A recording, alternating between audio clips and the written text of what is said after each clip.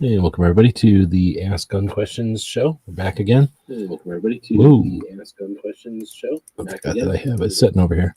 So we were off for a couple of weeks. That's my fault for needing to pay bills and whatnot. And now that the holiday shopping stuff are over, we can get kind of back into the routine.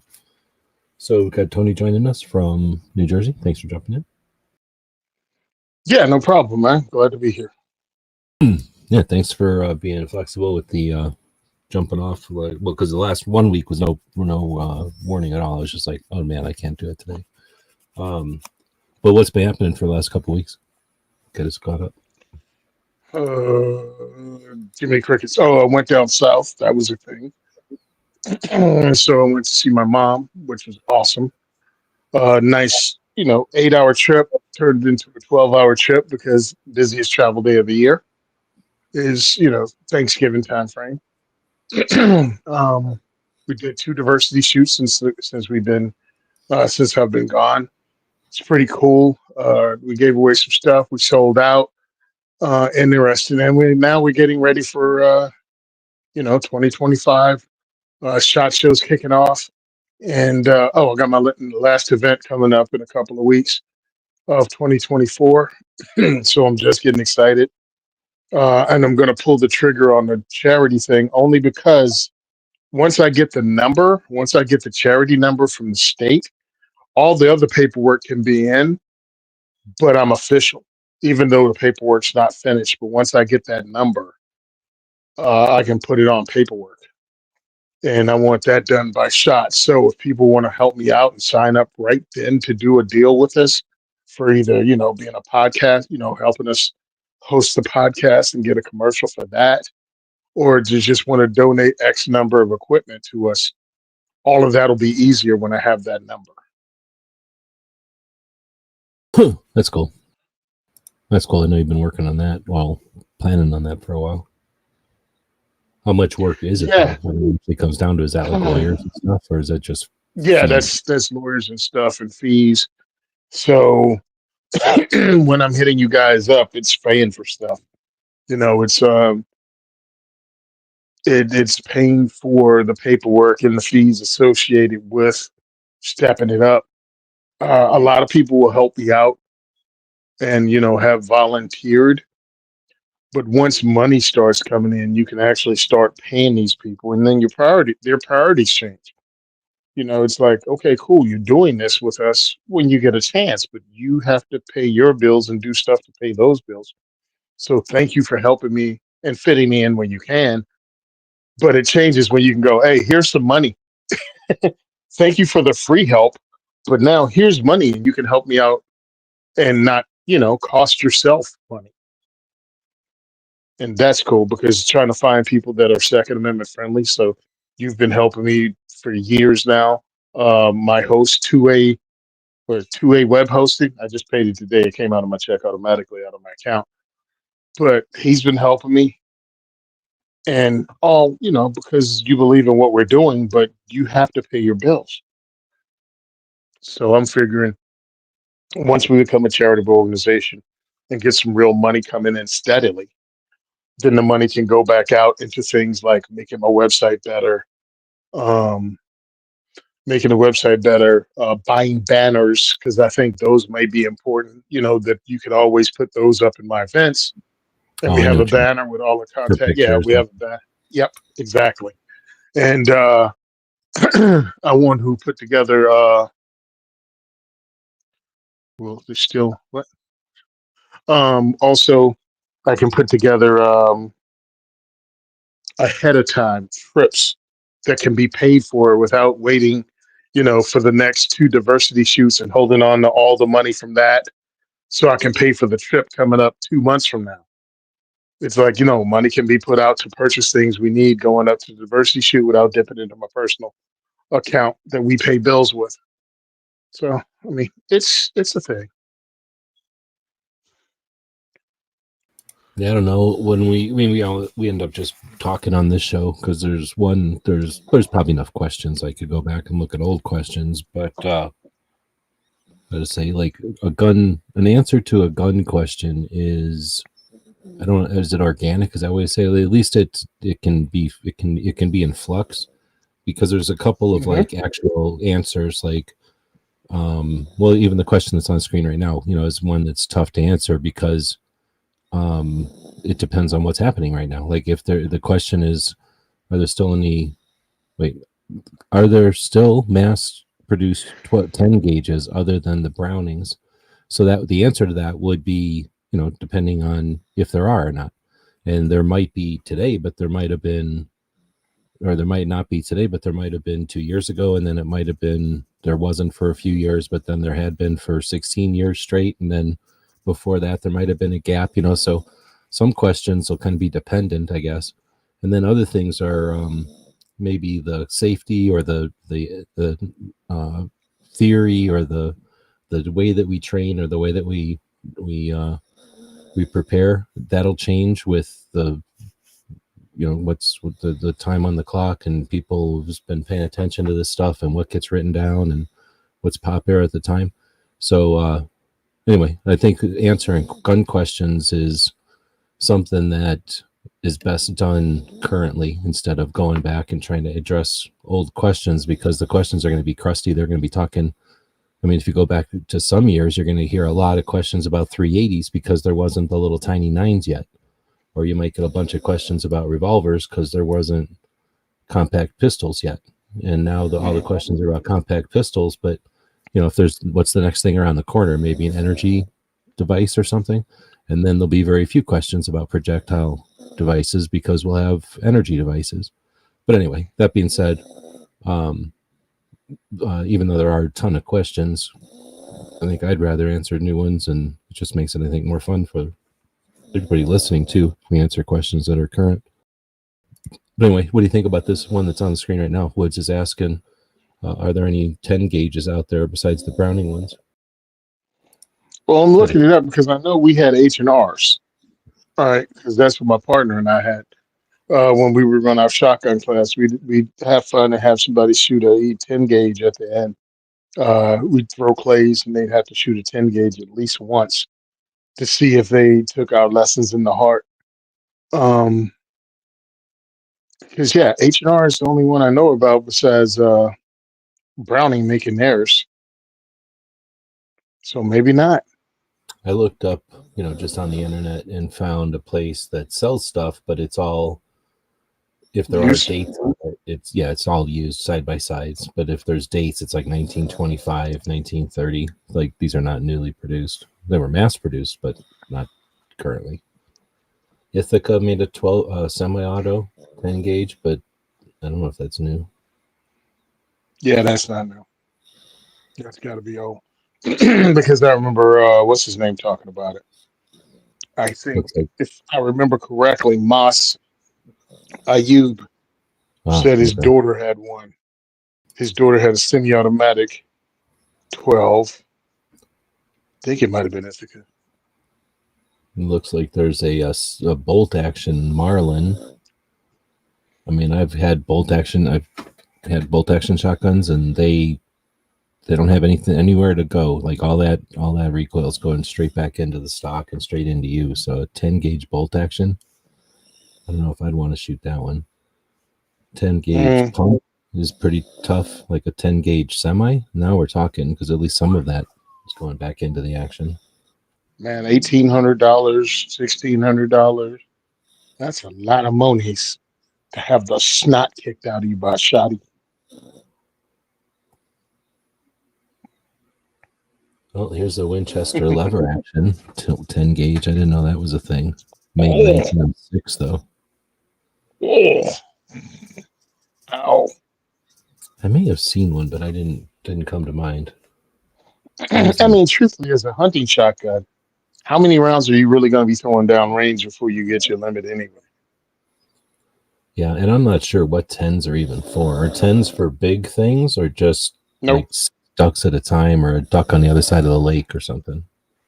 I mean, that's what I thought it was for, was ducks, mostly waterfowl. Right, and like if they're really far away, or you want to get like 3 of them at the same time or something. Yeah, maybe. Yeah, it's like was it punt gun? The punt gun? Punt gun?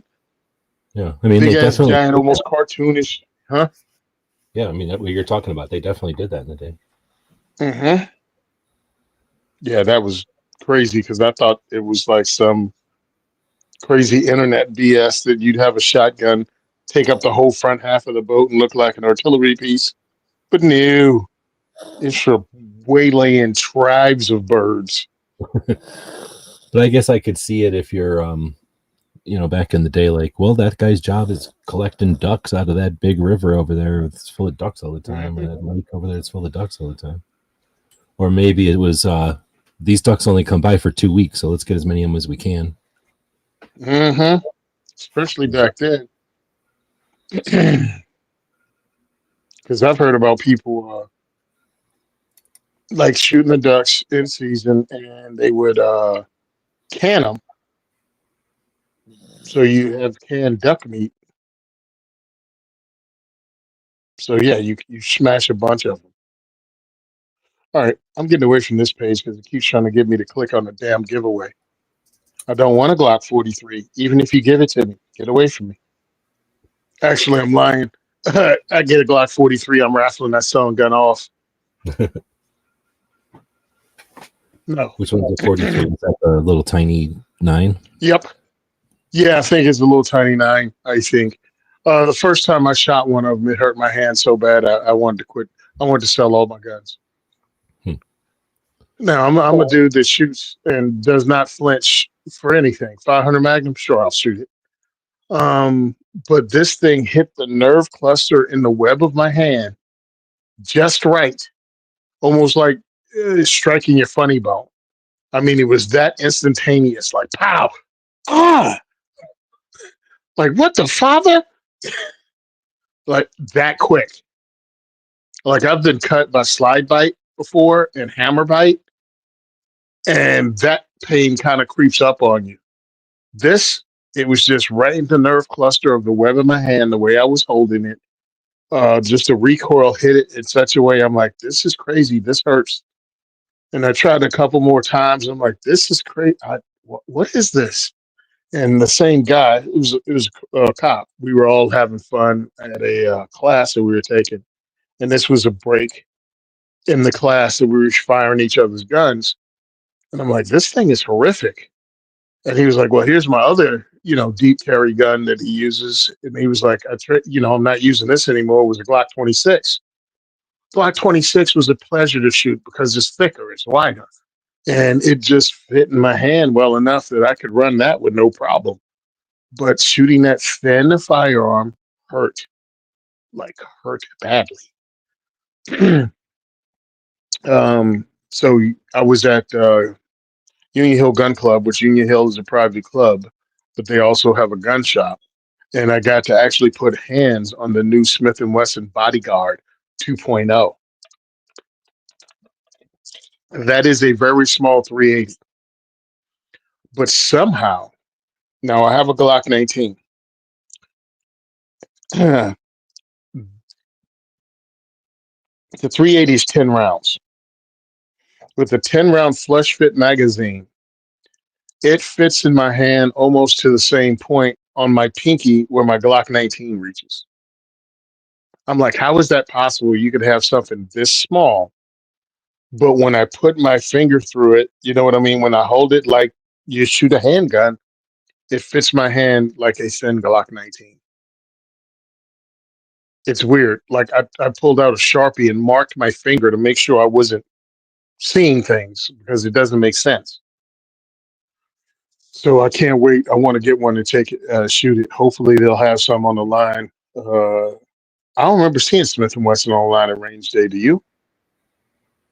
I think they booked out of there, dude. Didn't they? Yeah, I don't remember ever going to a Sig, Smith. maybe. It might have been Sig. Maybe Smith has No, never Sig bounced. definitely bounced.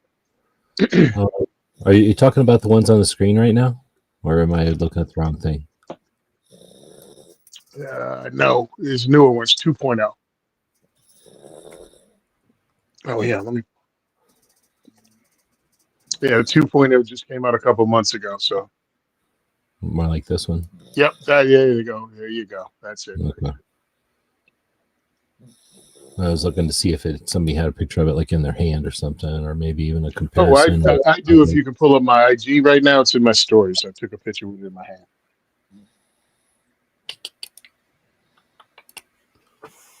You using the threads? Not yet. No, I might go ahead and do that all at once.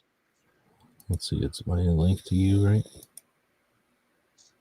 No, I have to fix my link. Oh. No, I have it going to I think your website. YouTube. Well, your There you YouTube. go. Okay, it's not like NAA small or nothing, or like what was that? It's not like tiny guns small, but it's not. But it's also what, a 380, you said? Yeah, it's a 380, and Okay. I could have it disappear in my hand. Do they got adjustable? Is this a replace, or what am I trying to say? Like, does this back strap come off and change? Replaceable back strap? Yeah. I don't think so. Okay. I've watched other people's reviews, and I'm listening to these people.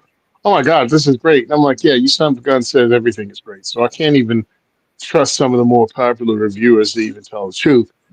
So when I grabbed it, I'm like, dude, this is insane.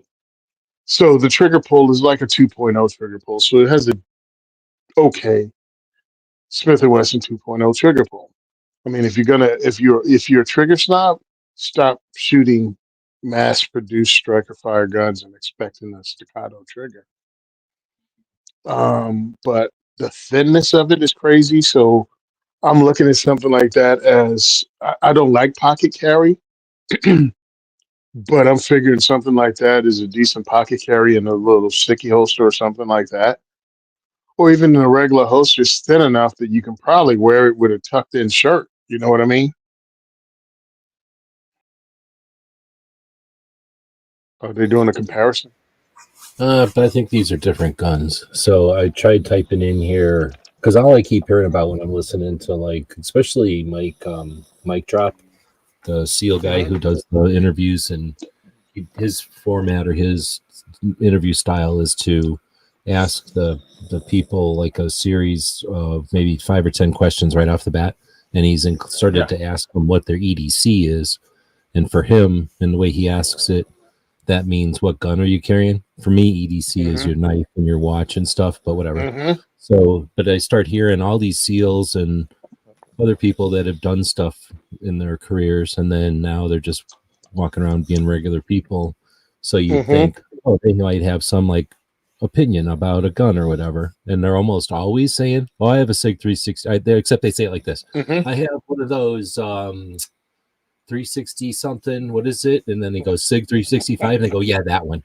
Like, the way that maybe 3 years ago everyone would have been. I have a that Glock one, the Glock 19. Yeah, that one. It's for like the people that know what they're doing. They buy a tool that works, but they don't care about it and they don't know what it is. They just get told it by somebody who's in their team or their friend that tells them, and they believe it, or they take it and they just buy it. But anyway, and it's because they're going to use whatever, they're going to use it fine, so they don't really care what it is. But in that respects, I'm going to probably shoot one and shot this year because I'm just sick of hearing about it. I've never even picked one up, I don't think. So I don't even know if I'm looking at it. The Sig 365, is that the one on the left here? Yep, that's the P365 on the left. Except I guess I won't get to shoot a Sig because I go to Sig Day if Sig has one, because Sig doesn't show up at the media day shoot. They have their own shoot. Not anymore. They used to show up. They used to have their own shoot. So anyway, I'm looking at it. So I cannot shoot the P365, this original size P365, for nothing. It's too small. It's too thin, and it doesn't fit my hand correctly. I have to concentrate so much on the point. It's almost ridiculous to shoot it in any meaningful way. Yeah. Yep. But I'm looking at now. That's the original P365. You give me the X macro or something like that. Well, now I can get my fingers around it. You know what I mean? Not just two fingers. I can actually hold it in my hand. So when I was looking at this little ass Smith & Wesson Bodyguard 2.0, I was able to get all of my, the three fingers on it almost like a Glock 19. It was just slightly shorter. And if I had the extended magazine, I'm sure I could get all my fingers on it. But now the only thing is how, because again, it's thin, will that smack into that nerve cluster of my hand, or is the reduced power of the 380 not going to affect me as much? Because I'm saying it was almost as if a regular person shoots a Smith 500.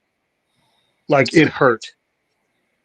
The closest thing I ever came to something being painful like that was when I shot 357 Magnums out of a Model 60 Smith that didn't have a back strap that was padded, and it hurt more than that.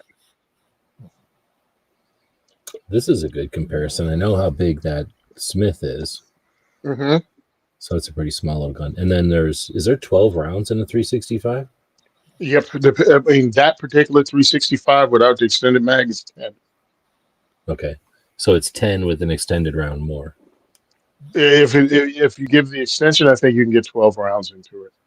Okay. But at the base, stock, yeah, it's 10 rounds. Oh, here it is. It is great if you can shoot it, bro. If you can shoot it, awesome.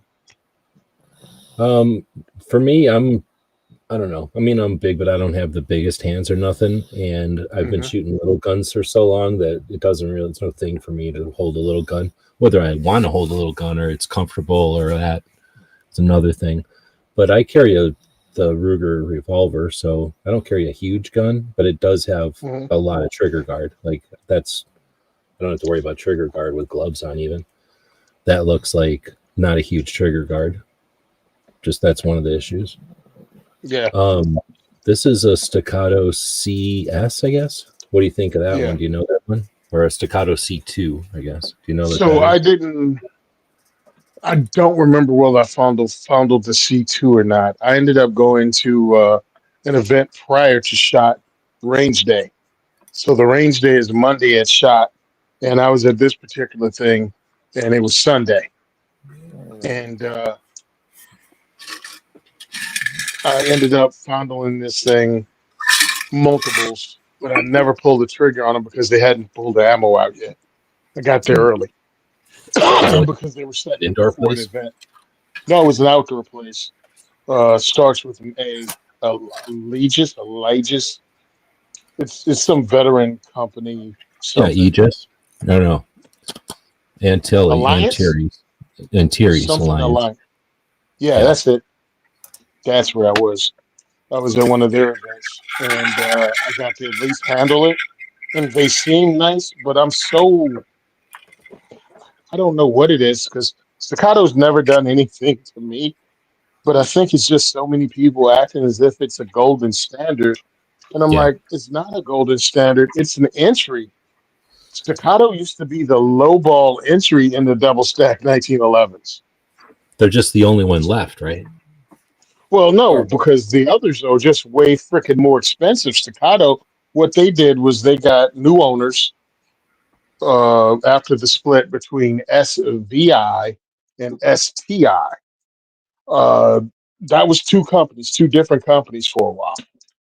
And then all of a sudden, they got new owners at STI. They decided to go full ball into calling themselves Staccato.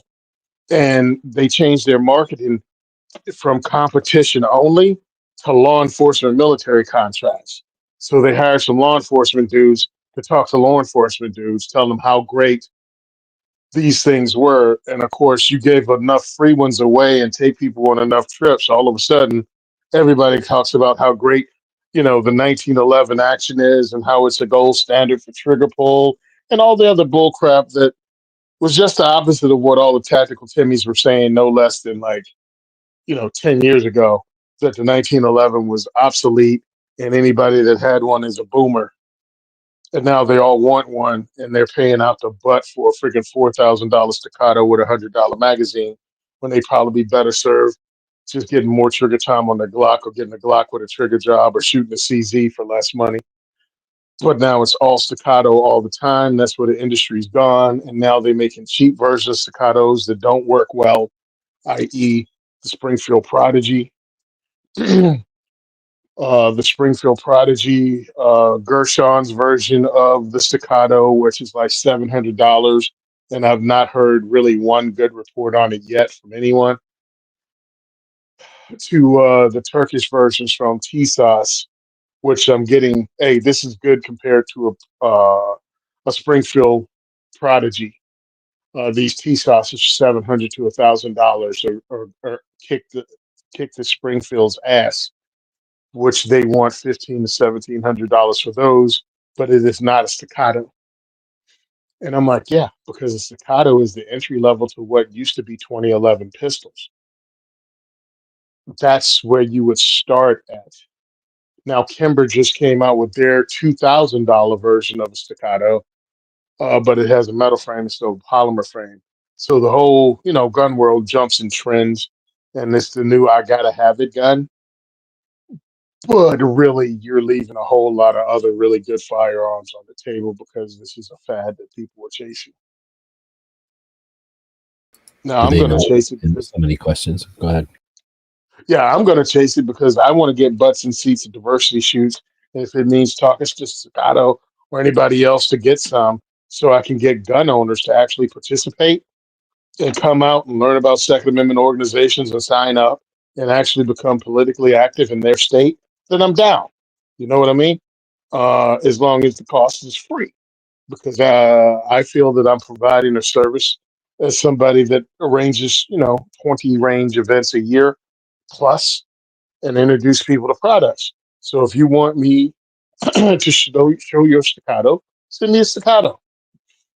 It can only do good for you to have, what, four to 600 people pulling triggers on your gun a year without you having to send a factory rep out, because nobody gets a damn thing when it comes to the YouTubers. What YouTuber allows just regular people to shoot their gun? No, they do their video, and then their gun goes in the gun safe or whatever the heck it does for the next piece of content they create. But no one's really shooting it. I Until can it's tie mine to what's up. I was just gonna be a dick and say until the next person pays them, and then yours comes out again, and they go, "Remember how this one was? Well, this one's even better. The one I'm getting paid for now is even better." What- Bro, when people ask, because they always want to cause drama. Name names when you're talking about these gun tubers that don't do anything. I'm like, no, I'm not going to start crap because people somehow see it as an attack. But I'm like, every time a new gun comes out, and these people, same exact people, tell you is the greatest greatest gun that's ever been created. Those are the people that take a check and will say anything. You figure it out, because I've watched, because we were talking about this new 2K11 from Kimber, which again is a 2011. I mean, it says it pretty much in the name, from Kimber. I don't know how the gun is. I don't know whether it works great or not, but I know we went to talk about it on the Firearms Insider Gun and Gear Review podcast, and we're looking at all the reviews, and my guy said, "Well, I only found a couple of reviews." I'm like, "You didn't find any reviews. You found commercials." I'm like, all the videos that are out, no one's put 1,000 rounds through it. No one's put different ammo through it. And no one's showing a malfunction. You telling me none of these malfunctioned? You're telling me everybody got a gun and every one of them worked. I'm like, well, that's the same exact thing they told us about the Prodigy too. So either they sent out cherry picked guns that ran, and these guys are just reporting back that the cherry picked gun ran perfectly, or they're lying and they only shot like 100 rounds through it, maybe. So us at our podcast, we actually run the gun, we shoot the gun, we use the product. If you see us actually reviewing something, we've used it, and I do long-term reviews. I'm like, yeah, remember that gun I picked up 7 years ago? Yeah, here's my 3,000 round review on it. I picked it up a year. I've done it. I check in and out, but I don't do a review unless I got some serious time on it, because I feel some people might watch what we do and buy, I don't know, a piece of equipment they use to protect their lives and the people they care about. So me blowing smoke up their butt because I got a free one Seems like a very disingenuous thing to do. I hear you. I'm not too worried about that. Um, Having attitudes or having opinions, I guess. I have opinions based on my attitudes. And my attitude is stuff like you're in a fight because you wake up with the bells ringing in your ears and people kicking you in the ribs and you're on the ground. Like that's how you know you're in a gunfight. Like Hmm. this like this these people's theory that like the somebody's gonna yell go, and then a scenario is gonna unfold in front of them, and an obvious gunfight is gonna Yeah. create itself. Like that's not the way it is. I think in real life, it's somebody comes up and stabs you in a parking lot and starts to grab stuff out of your hands, and that's when you know there's a gunfight because you're about to bleed out and they're going after Hmm. somebody else next. And in those cases, I don't want a gun that's finicky or that might work. Like I want to have the gun Hmm. that the guys use when they're jumping out of a thing or jumping off of a boat, or they're all covered in slime because they were just wrestling an alligator or something, and their gun so worked. Like that, I don't care what that gun is. That's the gun I want. So Hmm. since we have like literally like the longest war we've ever had, the global war on terror, Hmm. and we have all kinds of data from that. I'm not going to listen to anything else about, like you say, commercials or whatever's going on. But at the same Hmm. time, because I have that attitude, and it's like been, I don't know, however long I've been online, and I've had my same attitudes literally since the beginning, in my opinions, I guess, since the beginning. And I mean, I'm boring. Like I only give the same, like I hate 9 millimeters, but every time somebody says what gun to get, a Glock 19. Like there's no other option. Get a Hmm. Glock 19. If you don't already own a Glock 19, then if you already do own a Glock 19, I should say, then get a second one, and then Yep. after your third one, start playing with different guns, but be practical if you're going to be practical. And then a lot of people can't be that practical. A lot of people want to buy something cool or whatever's trendy or whatever, Hmm. but I don't have a problem with that. Like, okay, go buy that. I don't care. But Hmm. so I'm okay with like people not having the same opinion as me, and for that Hmm. reason, like I've watched. I don't even know. There's no way I could count how many people over the years who've come into a conversation, like because we used to have like really literally every single day all day long we would have conversations that people would jump in on and go, hey, I'm buying a new gun, or I'm buying my first gun, or any version of those two things. Hmm. And there'd be all the advice you can ever imagine because there was constantly conversations like this, and people would be like, okay, that's it, I'm buying a whatever Hmm. CZ Springfield whatever thing. And I'm like, okay, it's not what I would pick, but what am I going to do about it? And here's the Hmm. result. All those people are still running around happy. You know what I mean? Like Hmm. maybe they like their gun or not, but they're still running around happy. We don't live in like Mad Max days where we literally need to use our guns all the time. Like most of the time we're just carrying them. And I understand if somebody wants to buy like a barbecue gun or a gun that makes them feel good or whatever, good. Like that's the same as Hmm. buying a nice knife or a nice pair of shoes or fancy pants. Like go All for it. It's that. not my thing. But if it makes you feel better and you have a better day because you got good pants on, that's why we live in a free country. Like spend your money on pants. Knock yourself out. My only issue is realize who you was it. Buyer beware. Buyer beware has never changed. That's always a thing. Oh yeah, with the like people taking advantage of folks type of thing. Hmm. Yeah. So again, if you're gonna buy a gun. But if you're telling me this is the gun that you're gonna bet your life on, then you should buy a gun with a track record of time because all you're gonna have, even if my whole thing is you get a Glock 19. Well, guess what? Glock is still a mass manufacturer, and they can have a bad day, they can have a bad run. So you can still buy a Glock that is a piece of poop, Well, there's but always your lemons. chance, yeah, but the chances go down because again, Glock has a 40-year track record of not really having a bunch of recalls, and Glock 19s really, you don't have a bunch of Glock 19s that had to go back because something was wrong with them. So it's a good spot. CZ 75s, again, 1975, they've been running and doing the same exact thing. So even if you get a chopped down CZ 75, which I guess used to be called a Rammy, or now it's a P01 SP or something like that, still rocks because you got a system that's been proven. Now, when you get into 2011s, now you run into something different because it's not just a 1911. It's a 1911 that's been built out that does not have that same track record. It does not have those same magazines that are single stack, real simple. You got double stack magazines that some are good, some are bad. STI before they became staccato. When they were race guns, everyone knew you had to tweak those mags, and that still is going on. The magazines aren't 100%. Some are better than others, but they don't have that long track record because they are not the 110-year-old gun. They're something new. So be aware of that. And I think not a lot of people make others aware.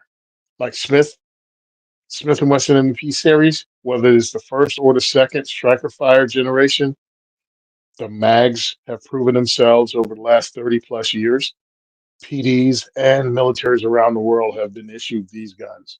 So they have that track record. So, like you said, buy your first one, buy your second one. These are serious guns, and that's your backup. Your first one is your carry, your second one is your backup in case you ever had to use the first one, or you send the first one to the shop because you want to try to have it customized a little bit and make it your own.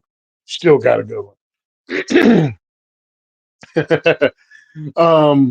So my thing is, you still got a good one. And now, third gun, play around, try something new, get something quirky, get something fun, but at least have your self-defense firearm and a backup for your self-defense firearm available.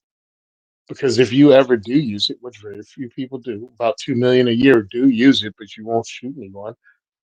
But I live in a state that if you do use a firearm and you call the police, more than likely they will take that firearm until their investigation is over. Now, what are you going to do? Because you only had one Glock 19 and then you had a couple of fun guns. I guess you're carrying that fun gun now. So good luck with that NAA or that Desert Eagle Tiger Stripe that you got. That's all. I didn't want to keep interrupting you there, so I wrote some notes here. But there's a million things I think we could go like different directions from there, and there's some real questions, so we'll hit those.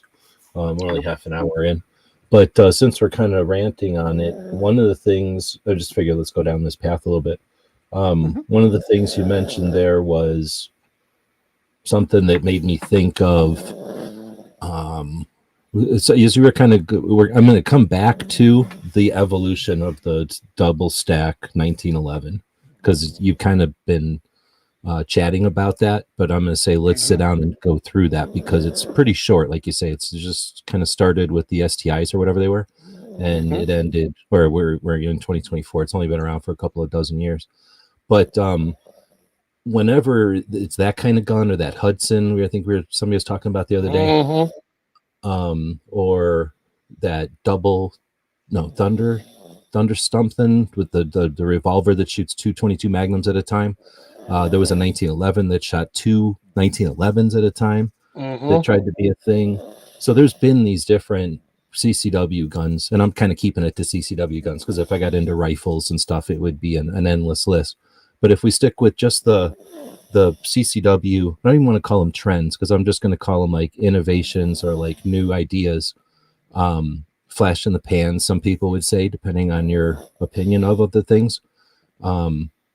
Those are driven back in the day, I think, by clever marketing, and that would be on like magazines, television. Well, there wasn't that many television shows really, so magazines, newspapers, and probably going to gun shows and having a booth or something would have probably been a way more effective thing back in the olden days. But the success of your sales was going to be partially driven by the cleverness of your product or whatever, but also by your marketing or whatever. And I think that still holds true, just like any times, right? Like a portion of a popularity of something is the marketing of it. So I think of it through my experience, and my experience is, back in the olden days, watching cable and satellite television, and then cable television became a thing, and that pretty much unified us. We all pretty much had the same cable television there by the mid 1990s. In the 80s, nobody had anything. And then in the mid 80s, we started to get cable television, but it was really weird. And it was every town had their own. And it was kind of like UHF. Like we all had the same VHF across the country, but UHF channels were different all around the country. And at first in the 80s, like cable television was different everywhere. By the mid 90s, pretty much we all had the same options with cable. it was maybe more than one company, but we were all watching the same channels, and there was a lot of them. But then it got, from satellite to cable, and then from cable to the internet. And as these things change or whatever, there's popular shows, there's popular people on the forums or whatever, and that has to do with the gun stuff too. So for a while there, it was whatever cops were doing, everybody wanted. For a while there, whatever cowboys were doing, everybody wanted. For a while, think of the Dirty Harry gun, or all the iconic guns in TV that have moved gun sales. So when you get to our era, where we have influence and we're all paying attention and we're all of age and stuff, for me it went internet, all that other stuff I mentioned, then internet, and then from internet it went to forums. Or once we got on the internet, the forums were the first thing that were established, and then eventually the social medias came around. And for me, it was, I think for everybody, it was probably forums, Facebook or something, not Facebook, but what was that thing called? MySpace, and then YouTube, then Facebook, and then it was a fight between YouTube and Facebook for where you're going to spend your time. Then Instagram came around, Twitter, X, that kind of thing, depending. And then some of the other forums, Reddit came up in there sometimes. A lot of people spend a lot of time there. But for me, it was YouTube, and then Instagram, and now back to YouTube as far as influence on sales. And I kind of get that also from my insight to the industry when I'm walking around, because listening to who got paid to do what, or what company is paying or working with who, if they're working with an Instagram person, well, that they care about Instagram, because they're literally either paying or giving stuff to an Instagram person versus a YouTube person. And then, that company values YouTube more. So for me, it seemed like, for a while there, Instagram was the hottest thing. And for, I don't know, what, 2017 to maybe it was like 2016, 17 to maybe 2020, like Instagram was hot. And I mean, I knew people that were making a living almost just doing Instagram with gun stuff. Now Instagram changes, people use their phones differently or whatever, different people are using the phones. It's, not, it's older people or younger people or whatever. The people buying guns turns different. And all of a sudden younger people are buying guns. And if they're using TikTok, then who cares about Instagram and influencers anymore, right? So I guess, if I'm not too long-winded on that question, do you think that, or what's your opinion on that? I guess there's no really question there. Am I crazy there, or is it like, does that kind of weigh in on like the right now, these double stack 1911s that we're talking about? That's more of a YouTube thing, I think, than an Instagram thing. I think that's the YouTube people who are shooting these things versus just some pictures on Instagram. Yeah, well, I think it's part of both. Like the new hotness is to have a double stack because I follow the accounts of, I follow firearms manufacturers and see what they're putting up, and they're putting up the double stack 1911s. But yeah, the people that Google Gaga, and I see a lot of them on YouTube. IG is still you have people that are firing different firearms from different manufacturers on IG. It's not like a huge staccato takeover that I've noticed. Like I have a friend Ursula, she actually shoots staccatos. She was looking forward to when they finally came out and started pushing towards LE. She's a competition shooter. She got on the staccato bandwagon. She runs staccatos, not bandwagon, but she bought a gun that was popular, and I totally understand it. I mean, I've shot my first staccato in well, excuse me, I shot an STI in 2015.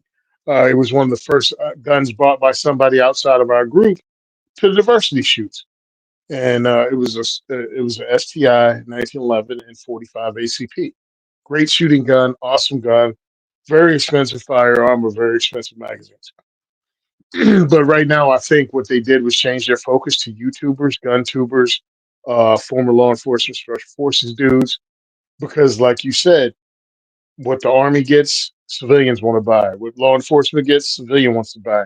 So you push the new hotness being run by SWAT teams and tier one operators that get to pick their own stuff, and you just make it look like it's your thing, and people will automatically buy it.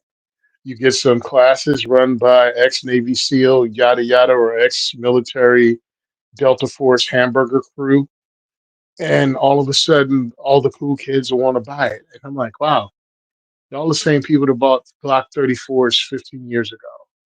and try to tell me that it's in your everyday carry. You're the same people that bought shadow systems. You're the same people that are always on the cutting end of trend on the new thing. And that's great because that propels business. Heck, I wouldn't even be doing a podcast for Gun Gear Review podcast if people didn't like new stuff. So I'm not pooping on it, but understand that you can get caught up in a fad. And then 10 years from now, you go, why did I overpay for this double stack 1911 that's too big for me to carry Or around every day anyway? why do I have six of Hmm? these things? Why do I have six of these Yeah. things? I'm slightly Yeah. Why different. did I I'm going to stuff stop so and much of I'm my going to time in this? Go disagree. ahead, man. Hmm. Oh, dang it. You said that, dang it. I was going to disagree that, oh, okay. You said it's the same people that did this. And I was going to say, I think it's the same type of people because I think it's my Yeah. point that those people that were doing that back in the day may still be Hmm. into guns, but they're probably into like ATVs, and then it was like dirt bikes, and then it was jet skis, and then now they're into like home brewery or something. Like they're just hobbyists, and they've moved on because that was a trendy thing back in the day. And all the people Hmm. that were into guns never picked the trendy thing. So if we even own something like that, it's when those guys got out of guns and we got it for pennies on the dollar just to be able to go, oh yeah, I got one of those and I like it, I don't like it, right? But I think that Hmm. type of person exists all the time. And that's, I Hmm. guess, one of the things I was going to say too is, or what I was kind of getting at with the whole Instagram thing. So, like, I'm going to go to mid 2010s. So that's for us, like when Marco started going to shot, when Haas was going to shot, when Nothing Fancy had gone to shot and got sick of going to shot, so he quit going to shot, and then I'm trying to think of who else was, so Shot Show was starting to be a YouTube thing or whatever. And in that era, the best thing you could hope for is get like Military Arms Channel to come over and rock your shit, or, they could have hoped that Hickok would have, or maybe Eric. But Eric was charging and Hickok wasn't doing it, or he was charging his store or something. So there wasn't really opportunity. So I think the best they could hope for is to get a YouTuber over there. Now, alternatively, or parallel, getting military and police, but that's for a different market back then. Like that wasn't, unless you got Haley over there. Nobody knew who any of the military people were back then. But that's what I'm getting at. It's like back then, you would have to snag somebody. Like if you got Coleon Noir back then, nobody gave a shit. Nobody knew who that he was yet, right? He was just kind of hitting the scene, and he was an NRA guy, so nobody was, giving a shit what he was shooting. But there was these couple of people who had everybody's attention on YouTube, and they were starting to get, well, in 17 and 15, I guess, like they were already peaking, or they had started their peaks. They were making eyeballs and stuff. So people were, that was the thing to do. But then let's fast forward to 17, like I say, and now YouTube is dead in the water. Like YouTube shot themselves in the foot figuratively by charging, I'm just throwing money out there, tens of thousands of dollars to make a video. And companies were like, at first, like, fuck, that's super cheap compared to TV. Like, let's do it. Here you go, YouTuber. Here's tens of thousands of dollars. And then they didn't like the return on that. So then it was like, let's never talk to YouTube again. And that's probably why Instagram got so hot. That's a whole nother topic, I guess. But Instagram got really hot there for a couple of years. And I'm not going to call people out, but there was like some competitive shooter type of people, but I don't even know if they really did competitive shooting as much as just posed for it all the time. I'm going to say, like, they just did a lot of looking like they were competitive shooting. So it's real easy to act like you're competitive shooting on Instagram. You just got to draw, Yep. Cut and then ding, ding, ding, ding. So anyway, that was the hot thing. And people, I can remember walking around Instagram, people walking around like 2017, 18. Hey, there's Bob out there. He remembers this era. And those people were walking around making pretty good. They weren't making tens of thousands of bucks, but they were making thousands of bucks just to post stuff on Instagram. It was crazy. And I guess what I'm getting at is the people who were watching those people in the mid 2010s, they don't know they're not even around on YouTube anymore. A couple of them might be, but that's tens of thousands of people. Like, look at my 170,000 subs. I don't have 170,000 people watching me. I've had those people over the years. And that was back in those days. Those 160,000 people have moved on. They got sick of us on YouTube. Maybe they're watching TV now. Maybe they got kids. Like, their lives have moved on. They're not sitting around watching YouTube anymore. The people that are sitting around watching YouTube today, are much younger. They're probably in their 30s and 40s, and they bought their first gun like in 2020, and it was based off of watching YouTube videos. So the person that's going to catch their eye and the person that the manufacturer is going to go after is a different person than it would have been even in 2020, when that was actually when they were first getting their first taste. I don't really remember in 2020 who the hot topics were, but there was probably kind of a mix on the platforms at that point. But anyway, thinking about it that way, am I off course, I guess? And you kind of see where I'm saying? I don't know, kind of No, you're 100%. Yeah. No, when you're talking about it, it's the same type of person. Yeah, what usually happens is what happens in everything. I remember my boy Sean telling me about it in airsoft, or even in paintball. It's like when dudes first get into paintball, it's like they go in jeans and a t-shirt and that paintball gun that is a basic paintball gun that they can afford right. because it's a new hobby. And then if they get into it, they're watching videos, they're checking out the magazines, and they're buying the expensive thing, and the gear for paintball and the holsters and everything. And then after you figure out what you like, you run that for a while, and you've been in it for a minute, and you've had all the fancy, you had the stuff, you had your kit, and now it's not as fun. So you end up downsizing, selling all that stuff, and buying the simplest paintball gun you can get, and jeans and a t-shirt, and you're running it just like the noobs. But you've got all these years of experience and money you went through, and you still went back to the basics. And I think that might be a lot of, depending on the time frame you came into it. If you came into it when Glock 19 was the new hotness, or Glock was the new hotness, and you got um, what the hell heck did I say? Oh, Agency Arms Glock, because that was the new hotness in the 20 teens. And now you've gotten rid of it and you're back down to just a basic Glock now. Like you've went through your thing. You got your high value item and you jumped on that trend and now you're back out of it because again, things are trends. I'm not acting as if I'm any better than anybody else. I'm just pointing it out that I've noticed it Yeah, because we you and just I live have long been enough to around. see it happen over and over. Like, right? It's not Yeah, like that's like we know some extra layers, or we got some hidden vision or whatever. We're just old, and it happens over and yeah, over again. it's like, hey, I'll be mad at you when you do something I haven't done. So It's that's like, my next point, is that as I was thinking all that, and I knew I was going to have to take a minute to kind of explain where I was getting at, that like, mhm, there's, for reasons, and I probably elaborated too long on what I think the reasons are, but because of reasons, new guns come out, new marketing, new gun owners, and no harm, no foul, because not very many of us stick around. Like most gun owners, I don't know, they should do a poll sometime. I think most people are gun owners. I shouldn't say gun owners, but most people are into guns for what, maybe mhm, 3 years, 5 years in your and then experience, they're or out. like maybe 5 years, and then they're on to the next thing, or it's just not as, they still own a gun. It's Yeah. just like when you first get a motorcycle, or you first get a convertible. Hey, I got a convertible. Oh, I got a convertible. After a while, it's like, yeah, I got a car. Like, it's not a big deal anymore because it's not your main focus in life. And I think, there's nothing wrong with that. But then there's some of us who, I still talk about guns constantly, even though it's not my bread and butter or nothing anymore, even though, I can't spend all my waking hours on it anymore. I still spend a lot of time talking about them. I'm like fluent in them still, or whatever, to some extent.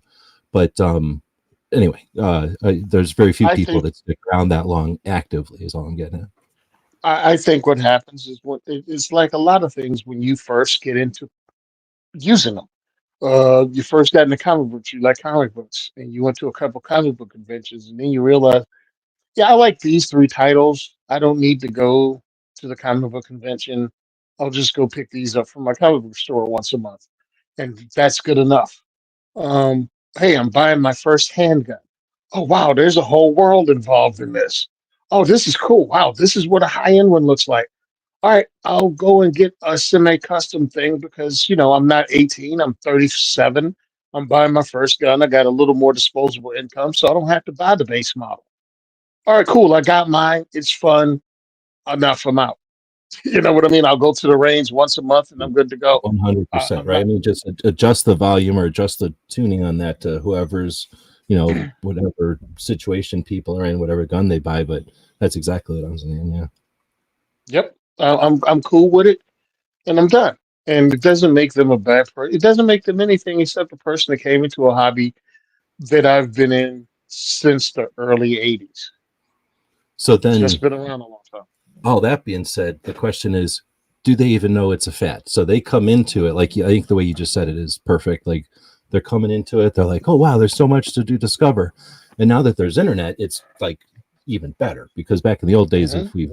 if we go to the gun shop, wow, there's 3 guns I can choose from, amazing. Like now it's like 30 or whatever, Smiths right? are cool.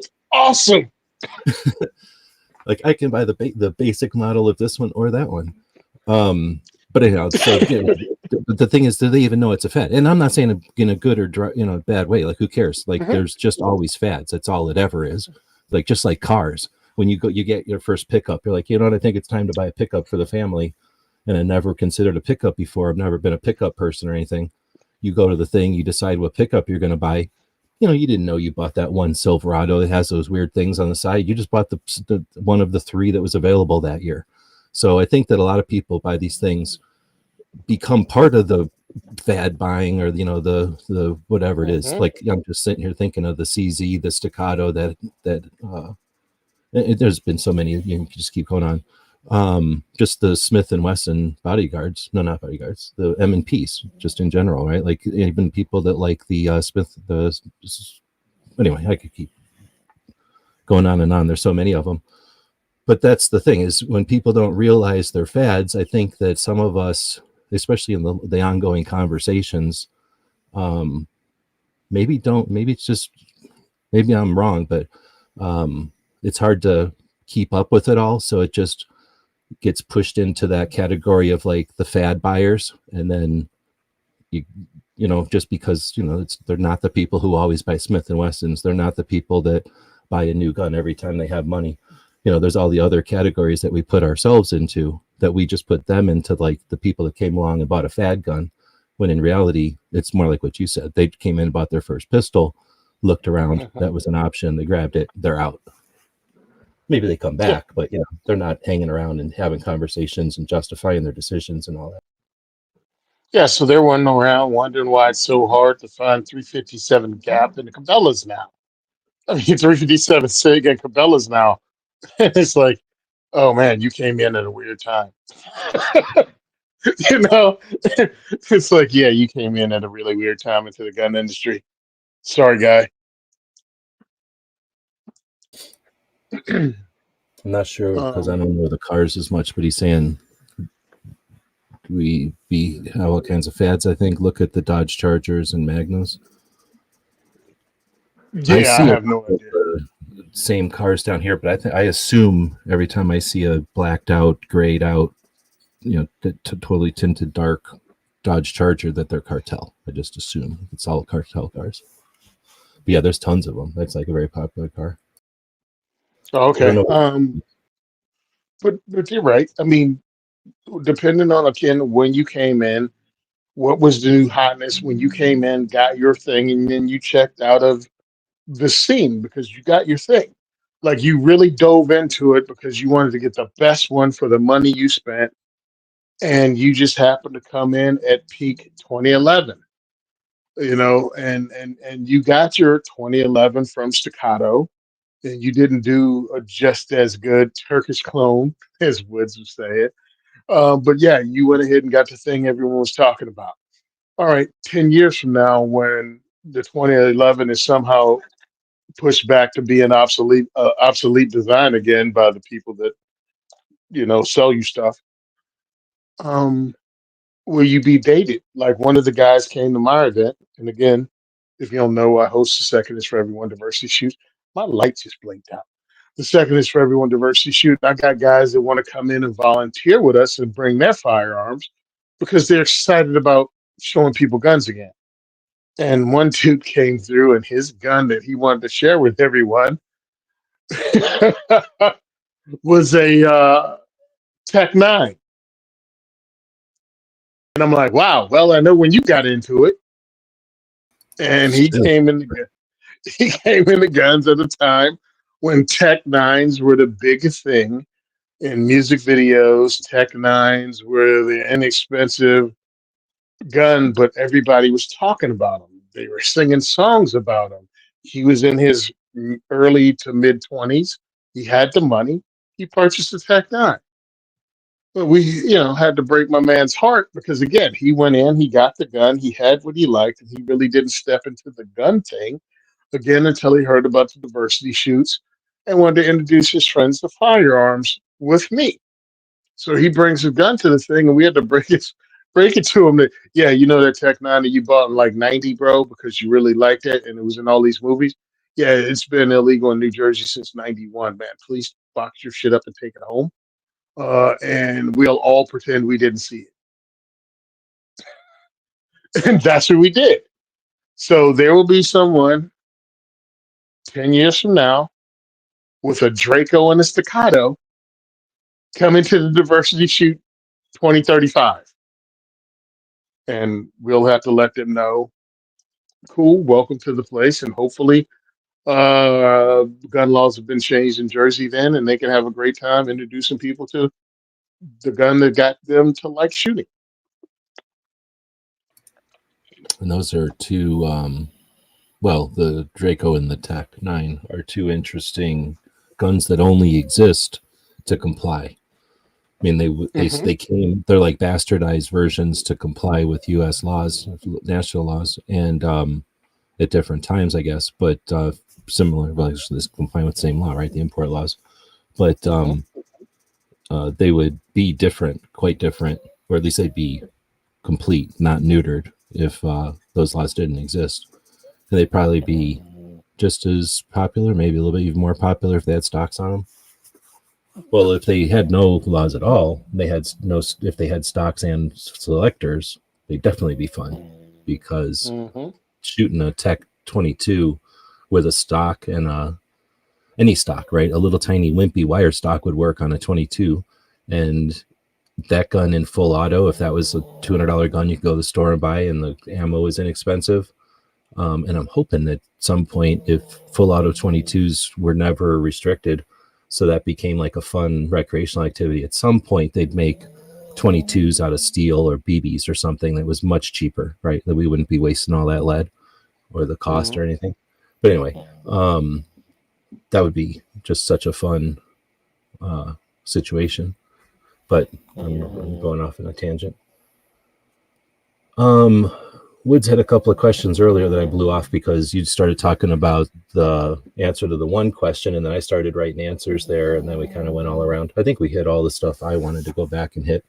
If we missed something or whatever, somebody's out there and we left something, some point or something, idea out there, feel free to have us wrap it up.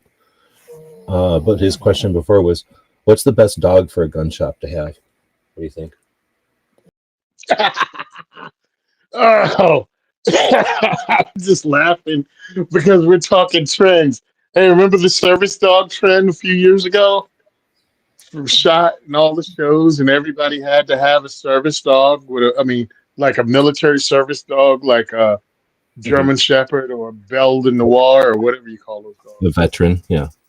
Yeah, all of them had to have it.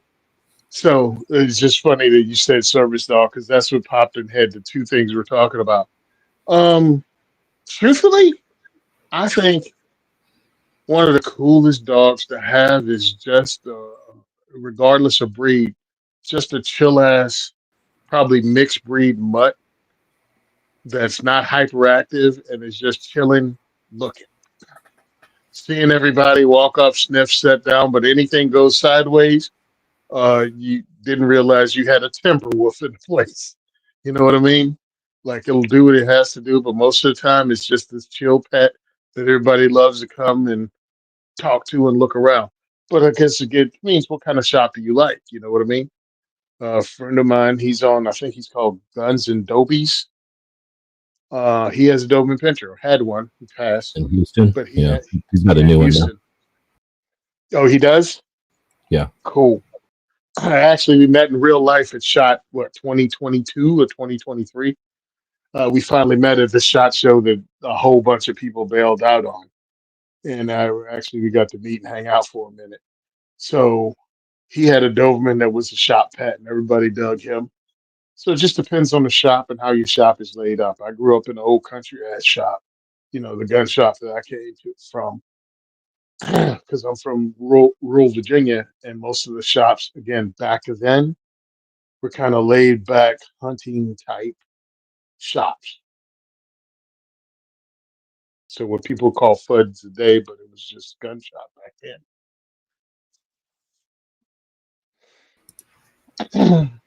Well, I've been to, I can't even, I think 200 something gun shops. So I've Hmm. seen a lot of different shop dogs, from little ones. They're often curly haired for whatever reason. You don't see a lot of Hmm. the short haired little dogs. Sometimes you see them, but Hmm. I don't know why, but a lot of times they're little curly haired dogs. Um, but I think maybe it's the temperament thing. Like some of the little tiny dogs are real barky and snippy, like they don't like people, and they also won't just shut up and chill. Where um, those, I don't know what they are. The Because I don't know anybody that's had those breeds to know what their names are, but they're not poodles, but they're curly haired little dogs, Hmm. maybe the size of um, smaller than a Labrador. But anyway, those kind of dogs kind of run around and don't bother anybody, and so they're not menacing or anything. And I think they're more companion than any kind of uh, watchdog or anything like that, or maybe for critters like vermin and that kind of thing to keep that kind of stuff out, like a cat would. But I Hmm. think the best answer is something that's large enough so that a regular person who's walking in can pet on the head without having to bend over too hard. Hmm. So I would say Labrador, Doberman size and bigger. I was gonna Hmm. say ideally the dog from Mad Max, the that little, I don't know what that dog is, but some kind of, Australian Shepherd.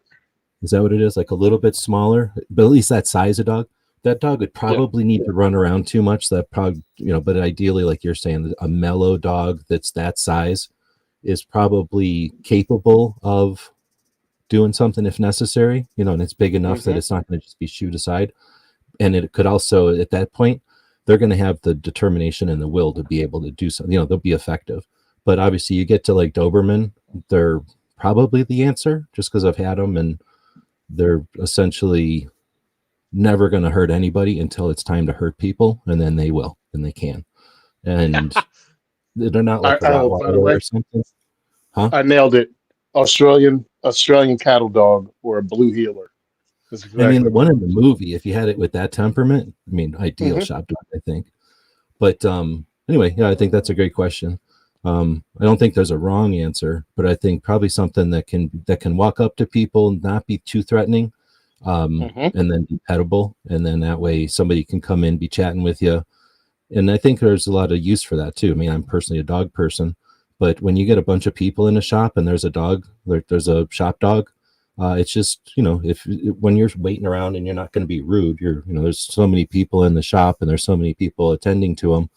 You're waiting. You can look at prices or whatever, but having a dog to pat on the head or whatever, having a dog to kind of walk around and monitor people, the dog loves it. The people there, most people are dog people. There's Hmm. not too many people that have a problem with it.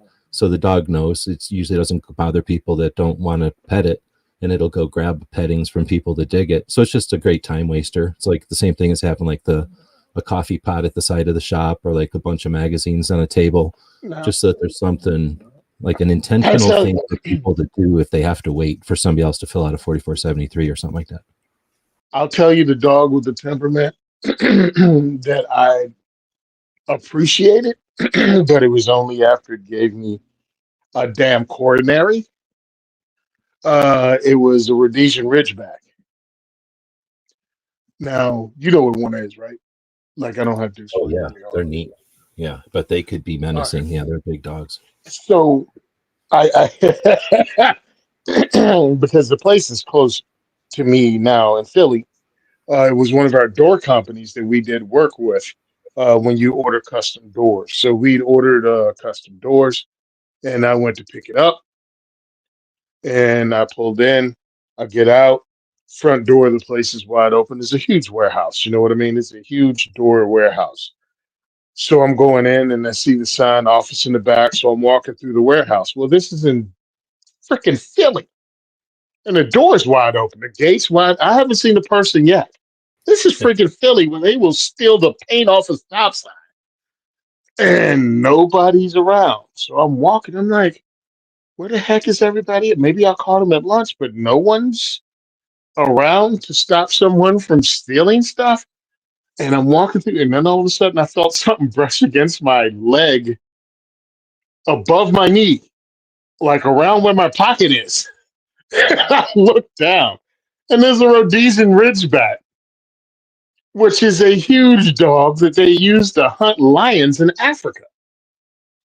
And its back is, I don't know, what, 2 feet wide? Yeah, and it's like a It's huge. you don't. It's not like a fluffy dog as much as a dog that's meant for Mm-mm. hunting lions. It's a dog that they use to hunt lions, and the dogs would attack the lions. So he bumped me and just started walking back towards the office, like, "Hey, follow me, Chief." I'm like, "Man, I don't care where that dog going. I'm following him. I, I hope he's going to the back office, and if he just walks me out to the car, I'll just go back out to my car." But he was chill. He didn't bark. He didn't do anything. He didn't growl. He just bumped my leg and then like stepped out in front of me, like, "Follow me this way."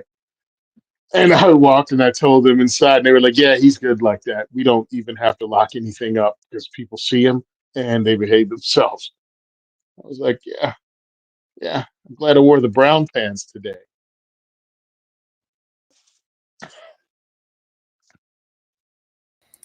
That was a Hey, good question. CNC Designs. Go ahead, man. So Wood's other one from before, and if I'm missing any other ones, let me know. But I think this is the last one that I was going to hit from before that I blew past. Hmm. Yes, should more gun safety rules be added to the big four? No.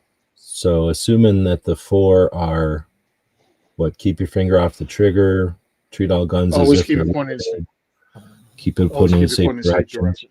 Hmm. and then know what your target is Always and know what's your target. behind it. A lot of people That's it. say 3 or 4, so I guess there's gun safety and then there's target handling safety. So I think that's the idea, is that if you're going to be talking to somebody about just holding a gun in real life Hmm. versus at the range shooting, that there's a difference, and that if you're going to give them a whole bunch of rules that have to do with shooting, do that at the range. But when they're just picking up a gun, keep your hands off the trigger, because that's the main thing. If everybody does that, we're fine. And then treat it as if it's loaded, so that gets into their head. And then know what you're aiming at, because now they're not swinging it all around for no reason. Of course, if they were doing the first two, who cares what they're swinging it at? So Hmm. I guess I get the idea. But as far as should there be more added, to me, the more seems like a lot. Like it's already asking people to be aware of all this stuff. Do we say that, like, know where your keys are, know where your feet are when you're sitting in the driver's thing? Like, there's sometimes people say have your hands at 10 and 2 or something, but you know what I mean? Like, nobody's ever given us advice on how to drive. Nobody's given us advice on like how to hold our knives. Like in scouts, we had some like procedures on how to hand knives to each other. I don't think there's anything like that in the military. Like, we're very Hmm. concerned about safety rules for guns all of a sudden, and I get it, but it's, I'm not advocating for none. But I guess my question is, have you heard of this question before? And then to Uh, Woods, do you have one in mind? Like, is there a fifth that I'm forgetting? Or I think I have heard of like up to 7 before, but I'd have hmm. to think for a second what the other ones are. Yeah, I've heard more than 4. Now, understand, I've been an instructor for 12 years now, and I do what I do. Once you get past 3, that fourth one people can't think of. And I'm talking about when I go over them, I have them written down, I have them taped to the wall. They will get 3, not 4. Regardless of which 3, they'll get 3. The fourth one will hang them up. And then I could explain and they go, okay, cool. But they still won't get all 4. If you start adding more to it, all you're doing is making yourself feel good. They're only going to remember 3. So if I get them to remember 3 out of 4 and follow 3 out of 4, no one will get hurt. And that's what I'm going for, because I'm going for the most people that I can get to be safe with firearms. Anybody else that wants to take it deeper, they'll take it upon themselves to learn the rest, or they'll pick it up, while they're shooting because they're going to the range more, and they'll pick up on it, and it'll become second nature. It'll just become unconscious competence with it. So I don't think there needs to be more than the official four, mainly because, again, most people only remember three: keeping the finger off the trigger, treating the gun as loaded, and not pointing it at anything they're not willing to destroy. Then they might remember, yeah, yeah, yeah, know what's your target and what's beyond. But yeah, most people only remember three out of the four. So leave it like that. And know what's your target and what's beyond is when they were telling us as kids, and then here's your BB gun, no go, leave me alone until it's dinner time or till the lights come back on. And if you run out of BBs, here's go buy them at the Ace or whatever. So or they'll tell you the 22 can sail the 22 will sail a mile. Somebody can get killed a mile away with a 22. So make sure the bullet hits the ground near what you're shooting at. Right, but I guess what I'm saying is that was back when we were in this whatever decade it was when they would give us BB guns or even 22s. When we were even like people older than us got 22s. We just got BB guns because they didn't. BB guns were cheaper probably, but they probably would have given us 22s if BB guns weren't cheap. But anyhow, today, who's buying guns again? Like the majority of people buying guns, well, literally everybody buying guns is in two categories. They're brand new and they're young, and they're buying a gun for the first time or their first couple of guns or whatever it is. And where are they going? Probably to an indoor range, at least in 2024, probably to an indoor range or outdoor range, but run by, some entity like county, city, private, whatever. But there's just not that many people just going out in their backyard and shooting. People that are, okay, it's pretty obvious, but some of them are reckless, I guess. But it's pretty obvious you're going to care about your own property, your neighbors. I mean, it's kind of obvious. But I guess what I'm getting at is when you go to a range, you don't really need to be told what's your target and what's behind it, because there's only one thing to shoot at unless you're completely not with it. You know what I mean? Like, where you're shooting and what's behind it. So it's redundant at best to tell people to know what their target is and what's behind it when you're standing in a freaking lane of an indoor shooting range or a lane of an outdoor shooting range,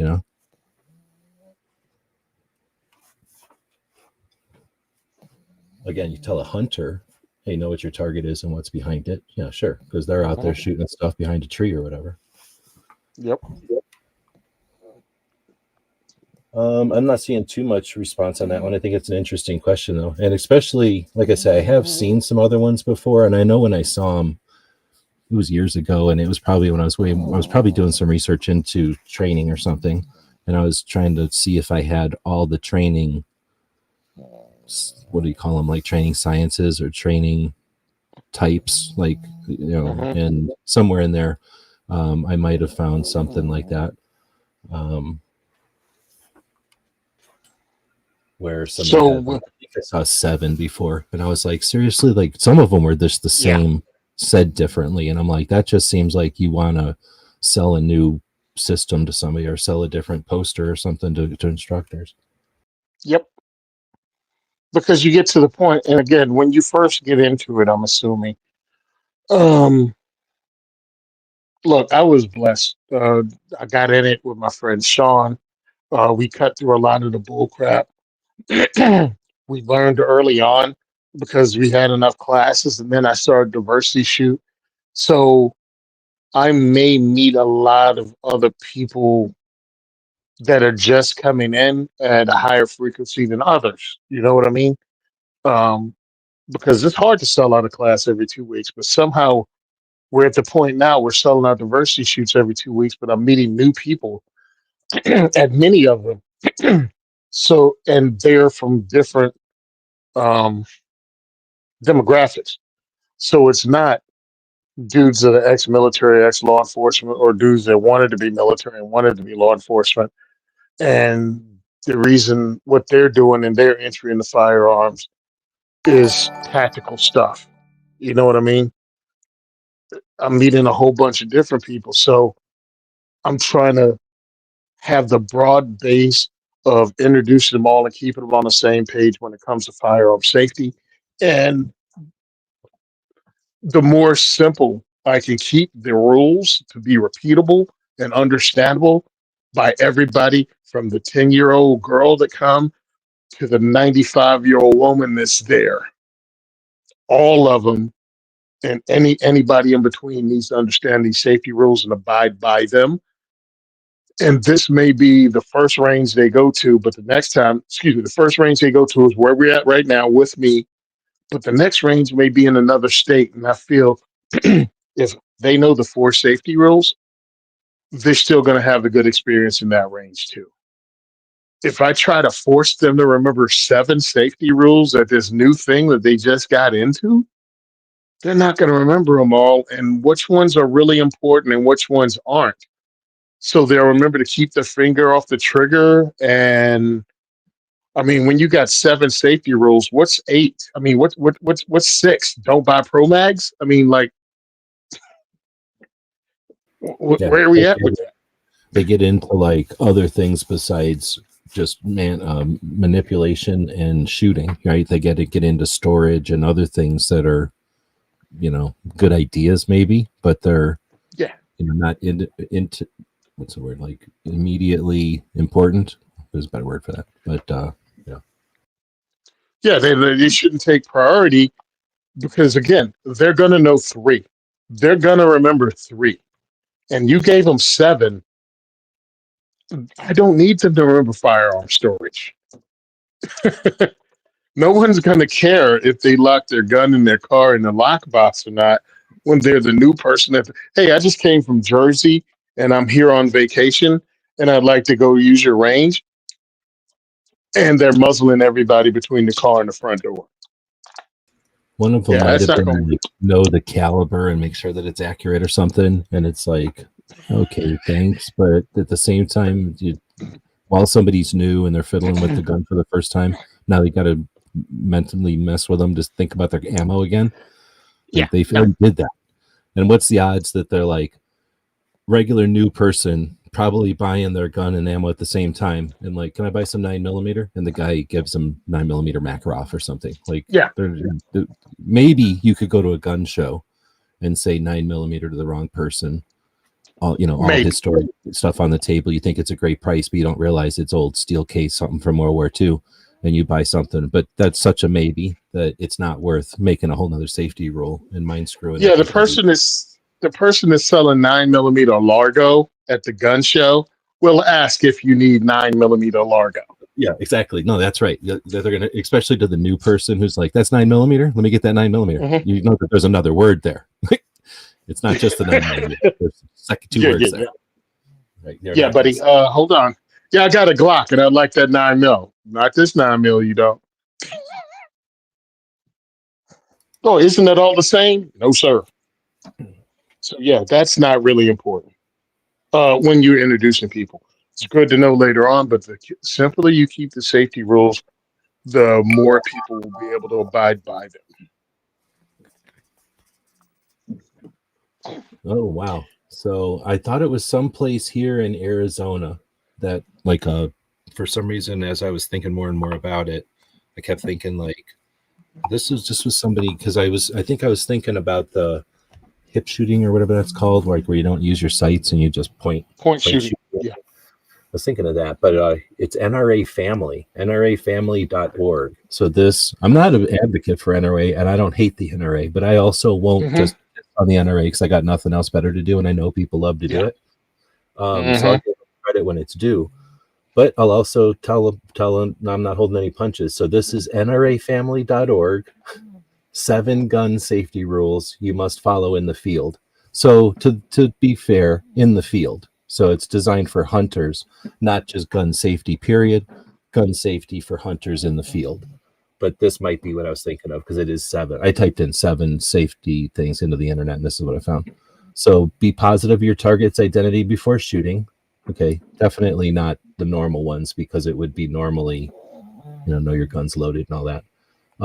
So know what you're shooting at, right? Not a decoy or some other hunter. Take time to fire a safe shot.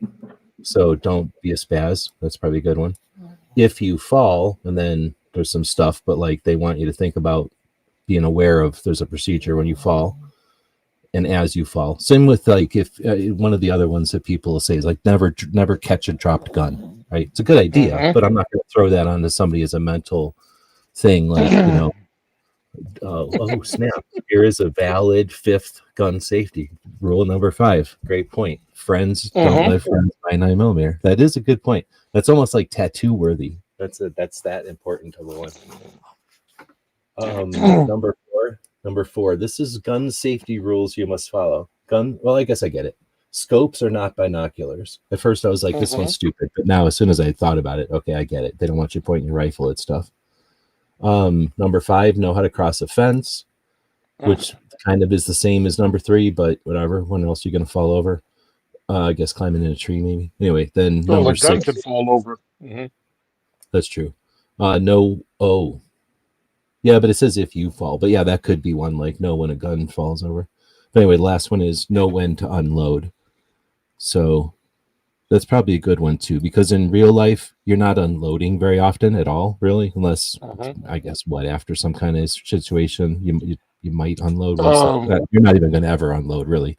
The police would unload. No, actually, hold on. Pump the brakes. Yeah, you will, if you comply with New Jersey firearms rules for concealed carry. Oh, it is very important. Yeah, because that's we have places that we can't carry. We have to unload the gun and secure it in the vehicle. And truthfully, again, what I do is not that.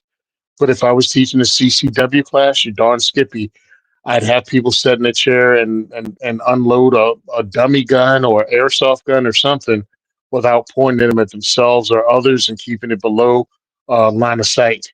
Because again, it's stupid and it's dangerous, and that's one of the more dangerous times, administrative gun handling.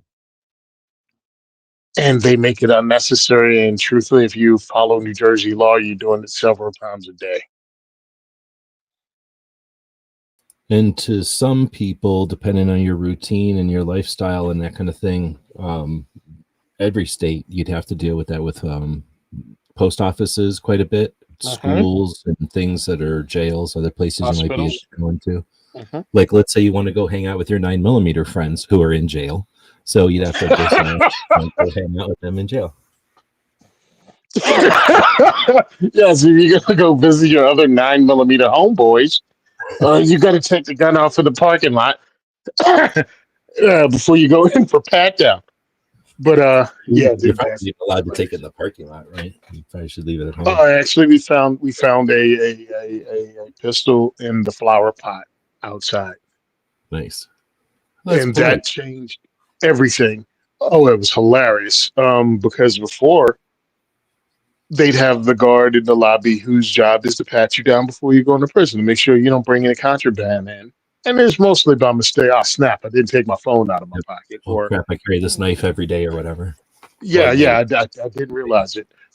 Or I have this water. Yeah, dude, you can't, take in, I don't know, a gallon water jug. It's not allowed. You have to take in, smaller, whatever. And that was it. Man, the minute they found that pistol outside, they were like, okay, all our guards who have to pat down are going to be armed. And then active shooter thing, and we came up with an active shooter protocol that even more people in the general vicinity are armed, because it can go sideways very quickly, and we need to have the ability to respond from multiple directions. So life changes things up real quick. Is the place you're at the kind of place where there's watchtowers with dudes with rifles all the time? Or is every prison like that? And are all prisons like that? Okay, the prisons I work at are. And I'm not trying to be iffy, because I work in New Jersey for the Department of Corrections here. So I can't tell you what even New Jersey County Corrections is like. So state, yes, we have watchtowers and people are armed in it. Let's see. So we're at about the hour and a half mark. I don't know where we're at. I did look to see where we're at with the database, though, or the questions coming into the website, I guess I should say. And we don't have anything new. Like, we could go back and look at some old ones, but we did get a bunch of questions in from folks today, mostly Woods. Thanks for that. But we could say again, hey, what other questions might you have out there? We can answer them. Let's see. So, but it has been a couple of weeks since we chatted. Let me ask, since I've been paying bills with Amazon stuff and selling stuff and that kind of thing, so I've had my focus on Black Friday, Cyber Monday, Small Business Saturday, and Giving Tuesday. I think that's what it's called. Yep. Did you do any purchases over the cyber or the capitalist holidays? No, actually, I didn't purchase a darn thing because I was out of town. At my mom's. Very little signal out there to use, and my mom doesn't have a PC, so I didn't take advantage of anything. Just came back home and decided to promote others on Giving Tuesday to let people know who's out there doing what and let them know that you can actually donate to those organizations at the end of the year if you're looking for somebody. So it was Walk the Talk America, and I think I put somebody else out there. I can't remember, but Maj. no, I didn't do it. Oh damn! No, I need to do Maj. I did Naturally Armed, who's a young lady that's pretty much starting up kind of what I do, but for women. And she just started this year, but I've been pushing her hard, and she's listened to a lot of what I said and stretched her legs, and started going into different places that weren't gun ranges. And I think that's a smart move. I mean, I'm locked into what I'm doing, but like she had one of her events at an ice cream shop. No live fire, obviously, at an ice cream shop in Newark. But what she did have was blue guns, and she was able to get people over that hump.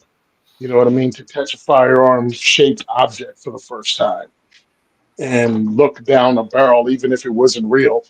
And it was in a comfortable thing with other ladies around. So I helped her out. She's on Instagram if you want to follow her. And she sells stuff, so you can actually help fund her work by buying a sweatshirt or a t-shirt. She's well ahead of me where I was, months in to advocacy. And I just want to encourage others to do it. People make me laugh because they think I have competition. Maybe I want competition. I want people in every ethnic group or gender or whatever starting their thing to open whatever they consider their people to the Second Amendment.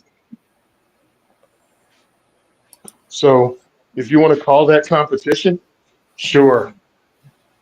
Because I've helped set Indians up, young Indian dudes, young Sikh dudes. They wanted to help their friends and start Second Amendment organization, or at least start up making people aware of it and becoming firearms instructors. Yep.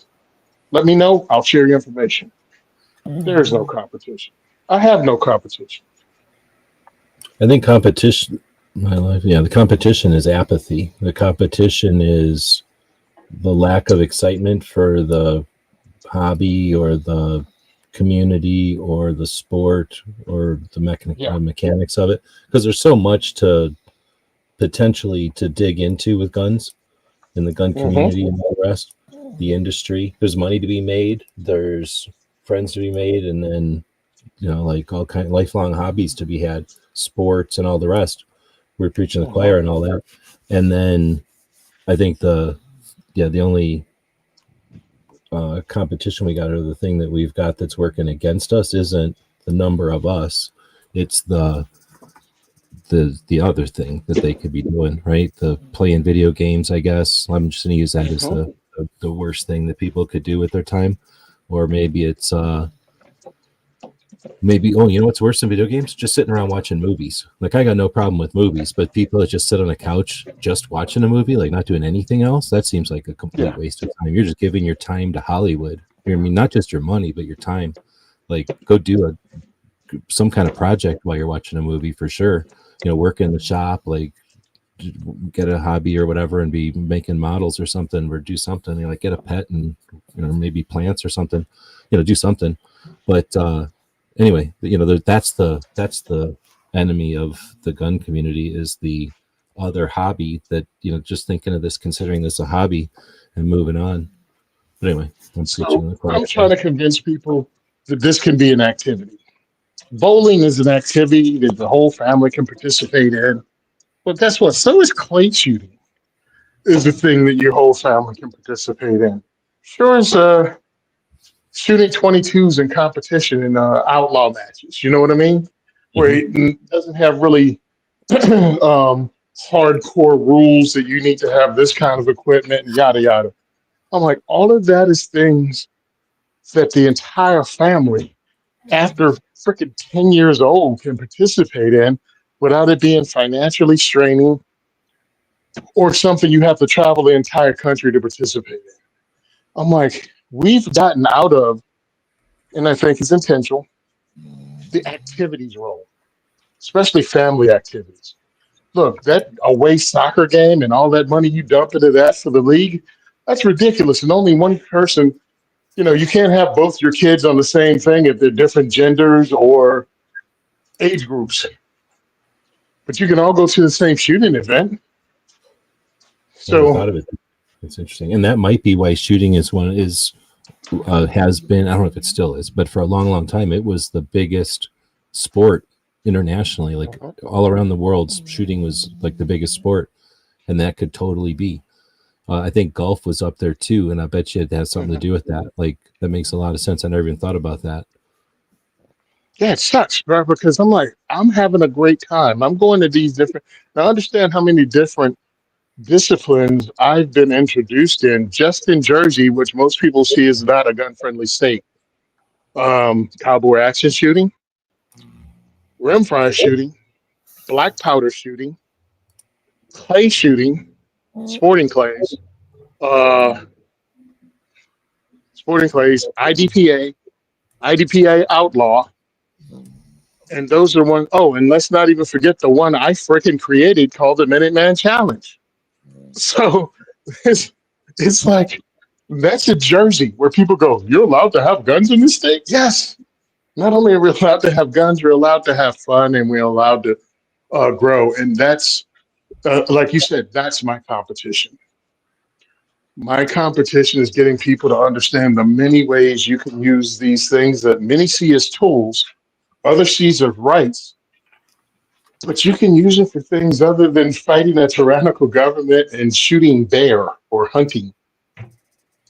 And I think that's what I'm paranoid of everybody. There's probably an element of and I've never been an advocate for using CCW or defense of self or any defense of really anything as a justification for gun ownership or the rights of gun ownership, because lots of reasons. But I think one of them is some people, when they hear guns because CCW, guns because I want to carry a gun to defend myself, guns because I'm scared of other people, that's what they're hearing. Guns because I'm afraid of what other people are going to do to me. They see that as people that are anti-gun. Who knows what kind of the ways they're hearing, I carry a gun.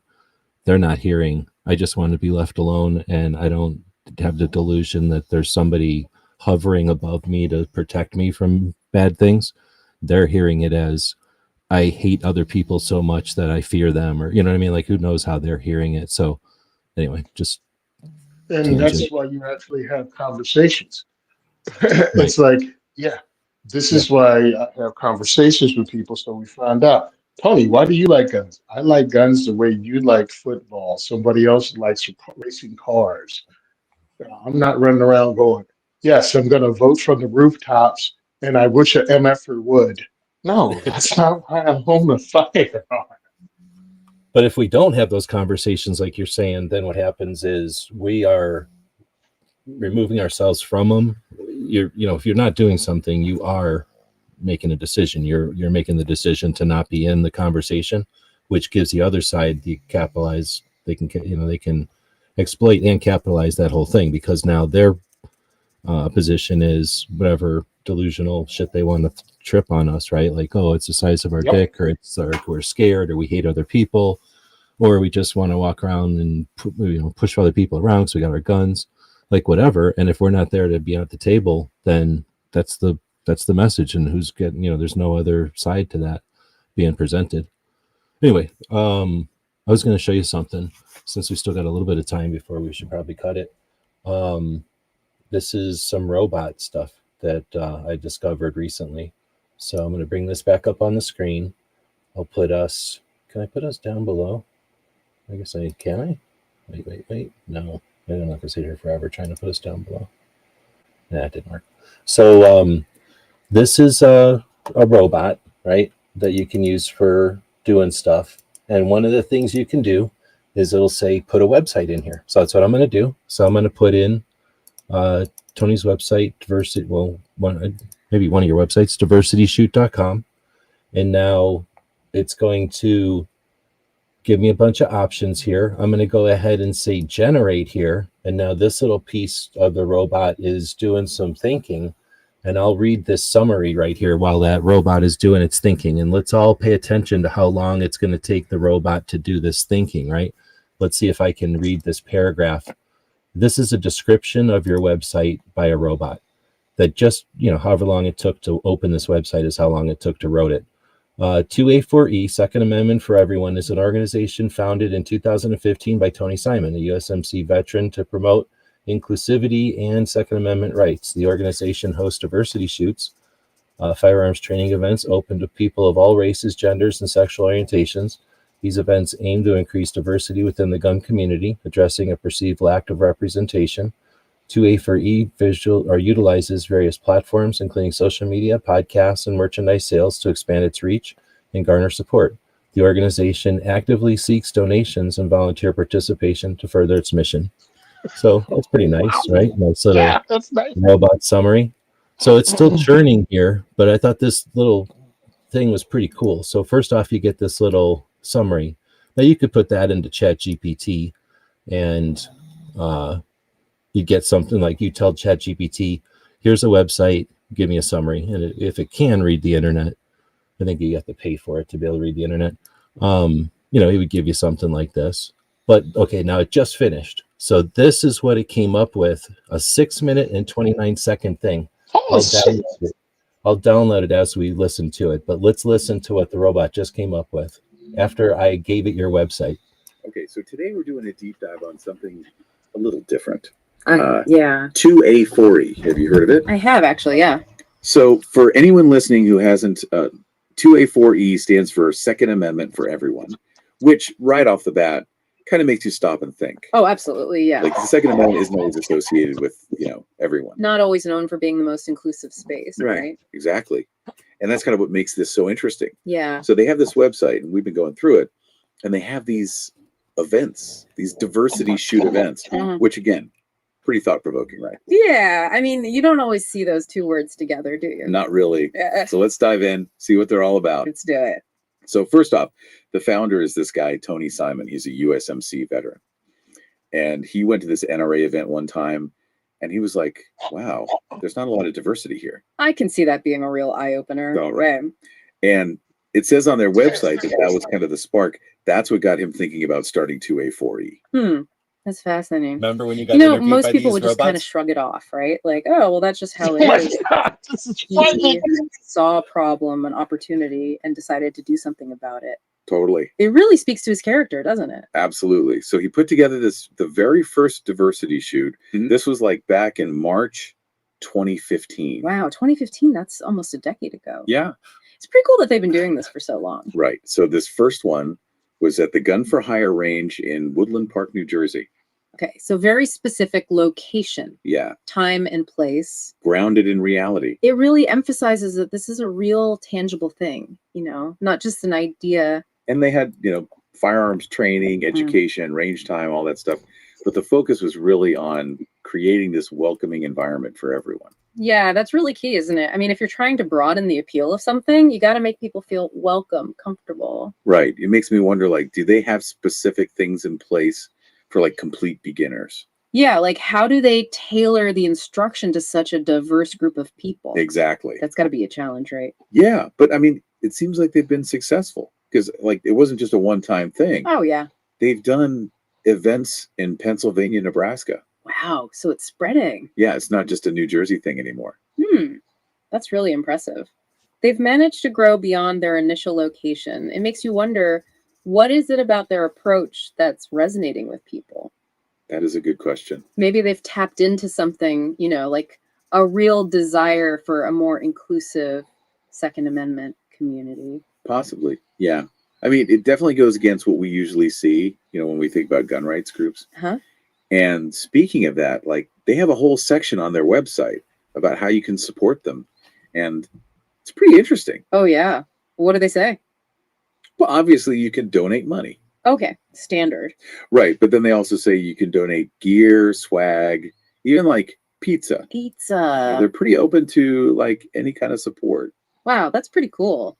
They're not just looking for cash. They're open to anything that can help the cause. Yeah, exactly. And you can obviously like attend events. Oh, right, of course. Subscribe to their like newsletter, all that stuff. Makes sense. Keep people in the loop. And they actually have a whole merch section on their website. 2A4E merch. That's pretty savvy. I mean, it's a way to show your support, spread the word, and it probably helps them raise some funds too, right? Yeah, probably. It's smart. I like it. It's a good idea. And they're pretty active online too. They've got the website, obviously. Of course. But they're also on Patreon, Instagram, YouTube. Oh, yeah. I haven't checked out their YouTube channel. What's it like? Well, I haven't seen it yet either. Oh, okay. They're also on Twitter and Eventbrite. You know, that makes a lot of sense. Having a presence on all these different platforms, it allows them to reach a much wider audience. Oh, yeah, for sure. And it creates a sense of community, right? People Yeah. can connect with each other, share their experiences, stay up to date on events. Yeah, they're definitely doing a good job of like getting their message out there. It's working.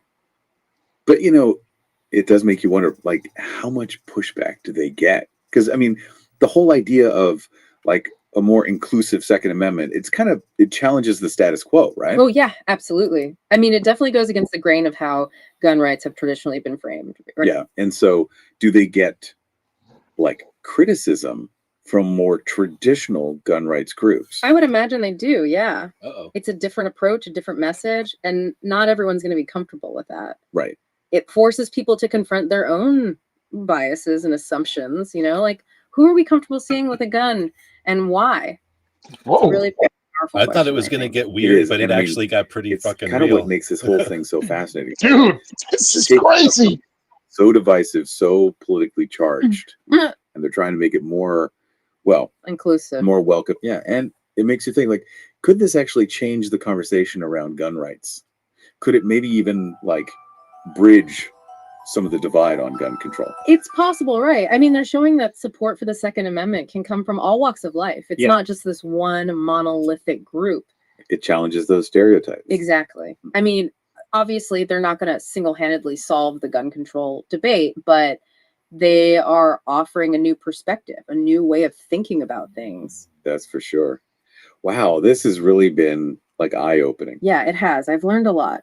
It's made me like rethink some of my own assumptions about gun rights and gun ownership. And, you know, who's involved in that whole world. It's a good reminder that there's always more to learn, right? Always Yeah. different perspectives to consider. Absolutely. So for anyone listening, if you're intrigued at all, I highly recommend checking out the 2A4E website. Yeah, it's worth a look. They have a ton of information, and they even have a calendar of upcoming events, so you can see if they're Oh, a happening. calendar. Oh, that's cool. Calendar. Do it, because you never know. You might be surprised by what you find. I think you're right. And honestly, that's what makes these deep dives so interesting, isn't it? You never know what you're going to discover. Exactly. It's all about keeping an open mind and being willing to learn something new. Couldn't have said it better myself. Well, on that note, shall we wrap up? Let's do it. See you Next then. time. See ya. See ya. Shall we play a game? Oh my God. How fucking crazy is that? And that took what? It took way less time than it took to listen to it, right? To create this, and I can do. Wow. Well, isn't that neat? It's pretty cool, and that's free. That's there's some robots that I pay for, but that is a free one. Bro, that is okay. You can point a couple of like, what the hell was a calendar? Said pizza And kind of weird, but it sounds pretty real, right? Like that's crazy. I mean, it was done well with the ad libs. It's sort of interesting. Oh, I don't know. Wow. I mean, I've been. And it says you can buy something on the thing, like you know what I mean, like Yeah. the cadence or whatever is crazy real. Yeah. Yeah, Now I have here's the no thing. idea where they got that date from, but okay. Oh, really? Oh, I didn't pay attention. The 2015 is right, isn't it?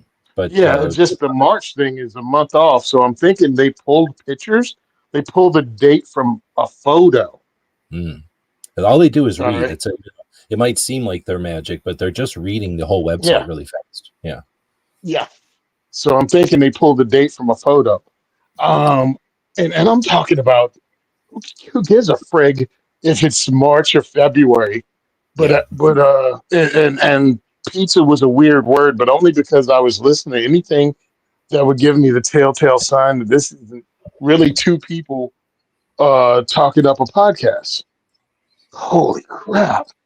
Isn't that That crazy? was I threw fucking the first creepy. thing I threw at it was Minuteman University, and it did something equally as trippy to me. And I was, I'm listening to the whole thing, just flipping out because it was the first time I heard it, how fast and what it could do.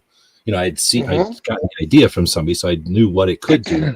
But watching it or listening to it described Minuteman University, I was just flipping over it's just crazy. And then every once in a while it would get weird, but no, it wouldn't get weird. It would like literally totally understand what we're trying to do over there and really enunciate it really well. And I was like, holy fucking crap, this is really good.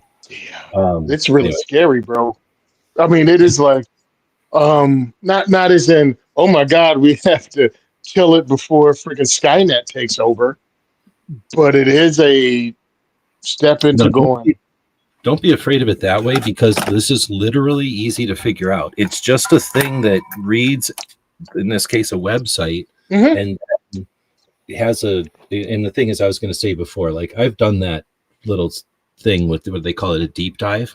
I've done that on like a dozen things now, playing with this, and they come out all exactly the same, except they're talking about different things. But like the two people talking to each other, I figured out that I tweak with that a little bit, but essentially, after you hear it 100 times or 12 times, you figure out that it's really just a mechanism. So it's like watching a pinball game. It's like, oh, look, there's a billion ways for the pinball to come through. Yeah, technically there's a billion ways for the pinball to come through, but it's always going to come through to these flappers, and you're always going to flip it back, and eventually you're going to get good at it. And it's not going to be because you're doing math. It's just going to be because you get good at it. And that's sort of what these things are. They just read the website and they say the website back in a different order, and they're just really good at it because they've done it 100 times. But they're only monkeys. Like they're not even monkeys. They're just mechanisms. They're like robots. They're alive yet. They're Teddy Ruxpin that just shuffles out the information differently. But what I get is how well it sounds. Yeah. Now think about the fact that how many hours of podcast I've done around the country, because people are in different places, and this, the technology we have allows me to talk to guys in Texas, California.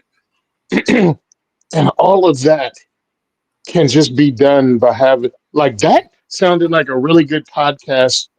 What do you even call something like that when people bringing attention to the work you're doing? I don't even have to be on the show. It sounds really well. It breaks it down that it didn't sound like, all right, I'm bouncing out of this. It kept my interest, even if it was about me, but it kept my interest for 6 minutes? Mm-hmm. Yeah. Like I wanted to hear more. Yeah. Yeah, it was really just, and they run usually between 2 and 12. Like I said, I've done a bunch of them, so they go between 2 and 12, depending on what you throw at them. And we threw a medium-sized, small size website. I guess there's really not, when you think about what there is to read on the website. It only took a minute or two to read it. But anyway, it can only respond with what you give it. But the thing is, what if you wrote something, specifically, or we added some stuff to the website to kind of mold it to give that thing a little something different to talk about.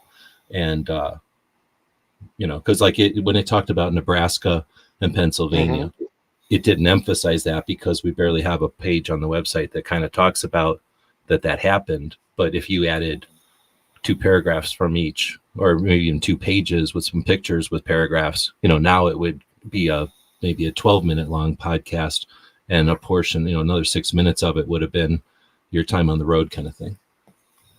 But that's I Wow. There's other tools out there that do different kind of things, but it's just crazy how fast it can happen, and like you say, how realistic, how professional it creates. Yeah, that sounded like something. I'm like, hey man, yeah, that was a 60-second gun review, kind of really pop pop pop pop pop. This is what, like, you have a good idea, even if you want to support what we do from this. You know what I mean? From that, you go, okay, that sounds like something I actually want to be involved in. I heard enough about it, and then if you contact me, I'd be like, oh, okay, you know about this thing. Yeah, seriously. And it doesn't sound like a sales pitch either. Like, it's not just like a timeshare pitch. Mm-mm. Wow, that was really amazing. I need to do That's that. a free thing that I found out about, and then I just subscribed to like a system, a place. I don't know what to call it. It's a thing that you log into, and you get access to 12 different robots, 12 different types of AIs. So normally you buy a subscription to an AI robot because you're buying some amount of time with that robot, and you're almost, unless you're like professionally using the robots all the time, you're kind of paying way more than you need to. It's kind of like cell phone time, I guess, unless you're, maxing out your cell phone time. Most of us don't use all the hours or what. I don't know. Most people are probably aren't on those kind of hours, those kind of plans anymore. But when we had hours on our plans, we often paid for more hours than we used. And when they came up with the rollover, it was a good idea and all that. So I subscribed to a thing that must get wholesale time on the different robots, and there's different robots that do different things. Like some robots you talk to and type it to, and it it'll say stuff to you in text. Other robots are for images, and then another type of robot is for video, and then there's probably some others for math or something, and for coding, right? So some robots can do more than one thing, but some of them are one trick ponies, and then most of them are, let's say, $20 a month. So I'm on a subscription to a thing that's, let's say, $20 a month, but instead of being one, it has access to 20, and you get these credits.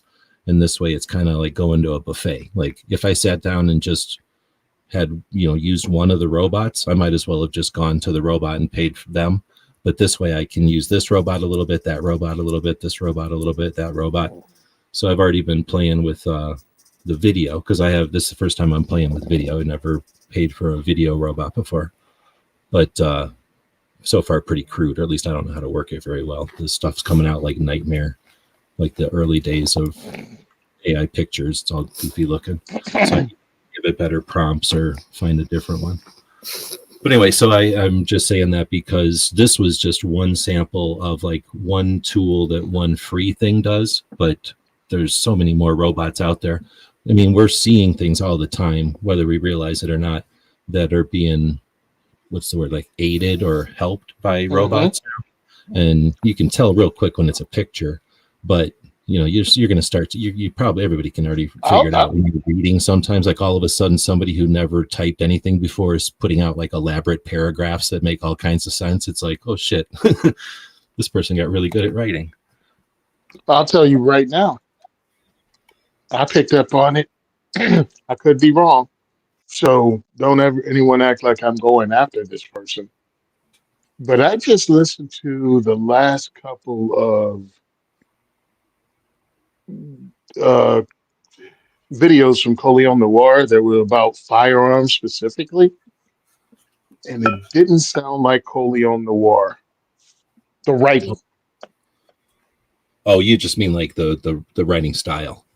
Yeah, the writing style did not sound like him. And I'm like, yo, this mother effer using AI. And the reason, now, again, this is me saying this, I could be 100% wrong.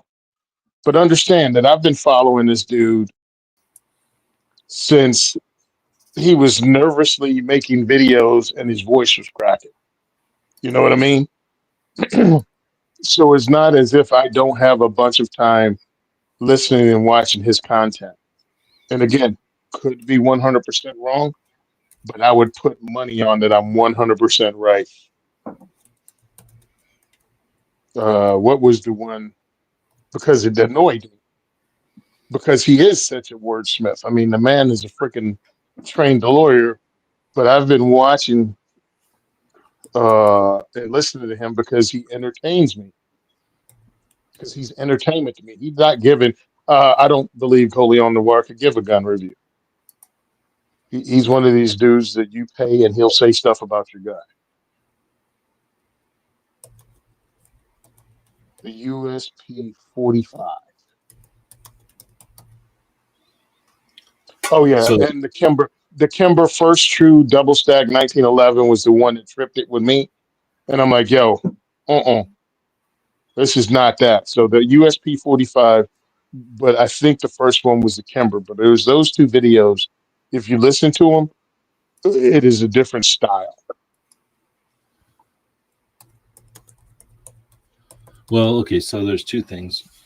The thing that I'm talking about that just subscribed to gives you some amount of points, right? And if it gives me, I forget what let's say it gives me 15 points for a month, or maybe it's a year even. It's something like 5 of those points, like like I said, they do these things in credits. So a pretty major chunk of my points, it's not like I can just casually do it. But if you give them a pretty major chunk of your points, unlike the medium plan, it's not like I'm on the deluxe plan or anything. So a pretty good chunk of change. Anyway, you use a bunch of your points, and what you do is you give it as many pictures as you possibly can. Usually people are doing this of themselves. But anybody could do it with any pictures, I guess. You just have to legally have the ability to do so. But anyway, it's the kind of thing where you give it a ton of pictures, and then it creates, I think they call it an avatar or whatever, but basically an avatar, right, of you. And then now every time, like, I think what you're saying is you type something out, you tell the avatar to say it, and it creates the video of you saying it with your, you do the same thing with your sound, I suppose, too. Like you'd give it a sound sample, and then it generates, a fake AI avatar of you. But because you gave it so many pictures, it pretty much looks just like you. It's just that it's never going to age, and it'll always look exactly the same, I assume, unless you give it, maybe in the future they'll start to age these things, right, to make them look even more real. But anyway, yeah, that's a thing. Like, so even the thing I'm on, which can't be that amazing, I'm only playing around with this stuff, I'm a consumer level, but even the thing I'm using now has a place where I could create an avatar of something or somebody, and then from now on have that person be the person in my videos. And that's what I'm wondering. If somebody, let's say you were a YouTube channel and you didn't want to spend all kinds of time doing stuff, but you wanted to get paid to do stuff, so you made an avatar of yourself, and then either you pay somebody to write a script for you, or you go to a robot and have them write the script, and then you just edit it, you make sure it's right, good to go, and then you just plug it into your avatar and let your fake avatar create the video for you. Do you think it's something like that level? I think because I know he has a videographer and he put it out, and I mean, I know he can write, but I'm listening to it and I'm like, bro, and I don't know what it is, and I could be 100% wrong, but it's not as if I was running around thinking, hey, AI is taking over. It just came out with, he doesn't usually put those, he's usually better at putting words together. You know what I mean? It was like, did he phone this one in?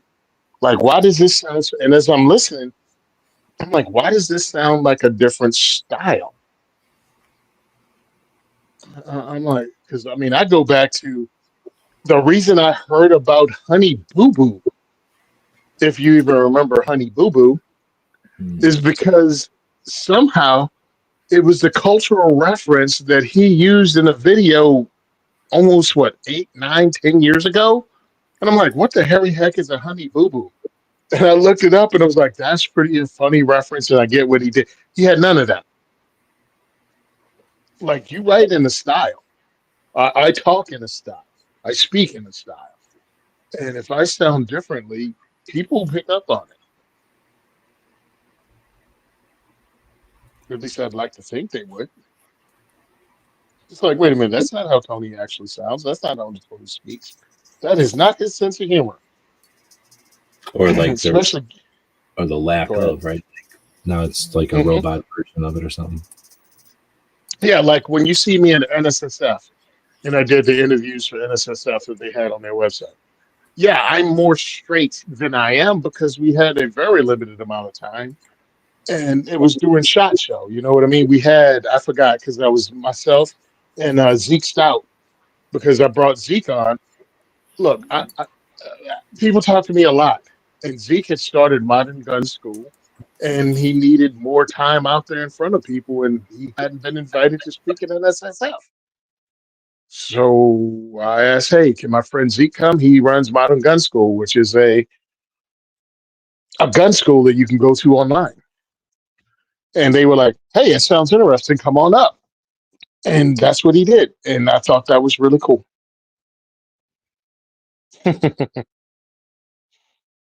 I'm okay with AI robots. Pay them. I'm okay. Don't pay them. Oop. I brought a poll up for people that are listening live, if I can find it. There it is. I'm trying to make it big. So where did I put it? Come on. You gonna open again? How do I make it open? Nope. How are you and the AI robots? You either love the robots and you pay them like I do. You're okay with the robots, but you don't pay them. You have no opinion. Robots exist, and so do you. Or you hate the robots. There's no way you're dealing with the robots. I expected to see more of the anti-robot question 4, but we're seeing at this point a complete 50-50 split with all the 100% of all votes tallied. 50-50 of 100% of the votes is okay with robots or no opinion on robots. Yeah, but one side spent $1.2 billion getting that 50%. Now we see a hate up there. Now that's an issue. Like the robots, I guess, take a lot of computer power, but I'm never too worried about that. That seems like the kind of thing that can be accomplished with technology or whatever. Well, I know I turned a robot down today. We're trying to get me to check out to buy a sandwich at the convenience store. I walk into the girl. I'm like, can you ring me up, please? And she looks at the machines, and I just look at her. Thank you. And I give her, bro, I don't work here. Why am I ringing stuff up? If I worked here, I'd get a discount, right? Yeah. Then why wouldn't I give myself a discount if I'm ringing stuff up? Yep, I think that that's a valid point, and hopefully there'll be some sort of what's the word, like, right? I don't know what to call it, but like, cultural awakening. I don't know if that's the right word, but resistance to stupid self checkout. I've been to a new store for a couple of reasons, and I'm questioning it because it's actually further away than the stores I used to go to. But obviously it's because I like it for a couple of reasons. But what I don't like is like what the I went there like yesterday. Yesterday was freaking Friday. Like, and it's not a holiday or nothing, was it? Just a regular Friday, and they have 2 big entrances. It's like a regular giant supermarket store. 2 entrances, one on each side. I think one of them is like side of produce. The other side is the pharmacy kind of thing. So I park on the produce side. So I'm going in there to get fresh vegetables type of thing.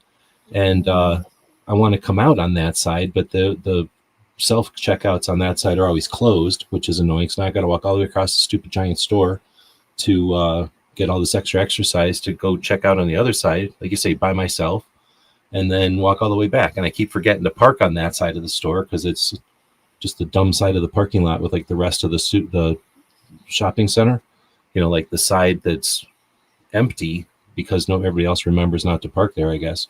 But the kind of part that's isolated to the supermarket, nobody even uses because they close down half the registers. Anyway, it drives me nuts. They have no regular, well, they had one, I guess, regular register open, but the person with a million things goes to that, of course, and I don't blame them, right? The whole shopping, the lady who's like buying for the week or has a bunch of kids or is like buying for the neighborhood or something. Yeah. It's like a shopping cart of stuff. Like, okay, that's what those poor people are for. But yeah, like the rest of us are having to check out ourselves. And I don't care. You're allowed to be an old person or whatever. But I'm in back of like 8 old people who don't know how to work a register. And I'm like, now the whole world has to suffer because Safeway or whatever doesn't want to pay these old ladies to take training on how to work the register. And I can't blame them because the register sucks at this place. I've been to some where it's like you go to Walmart and you just like kind of wave your shit in front of it. It works. Every once in a while they tell you you're a thief, but for the most part it works pretty well. And then you pay them and you're out of there. This place is like wave your shit in front of the thing and then it goes, put it in a bag. And then you have to put it in the bag. And if you do it too fast, the robot gets mad at you. So it's like this like cadence you got to work on. And I could totally understand why these ladies can't figure it out because you really have to work at the cadence of their stupid, and their machines aren't fast. So they're like, you have to kind of wait for their machines to catch up with each other. Anyhow, and then they had two of them open. Like two of them, they were screwing with the register tape or refilling them with money or whatever they do. And, fine, do all that. But how about you do all that on the ones that are closed over there? You have like 8 of them closed. We're over here with 3 of them out of commission and, old lady stuck on all the rest of them. And 2 or 3 dudes in a row, all standing there like a bunch of the dudes were buying beer. It's that kind of time in the afternoon where people are coming in to buy their shit to, be off for the weekend. Like prime time to not have any registers open.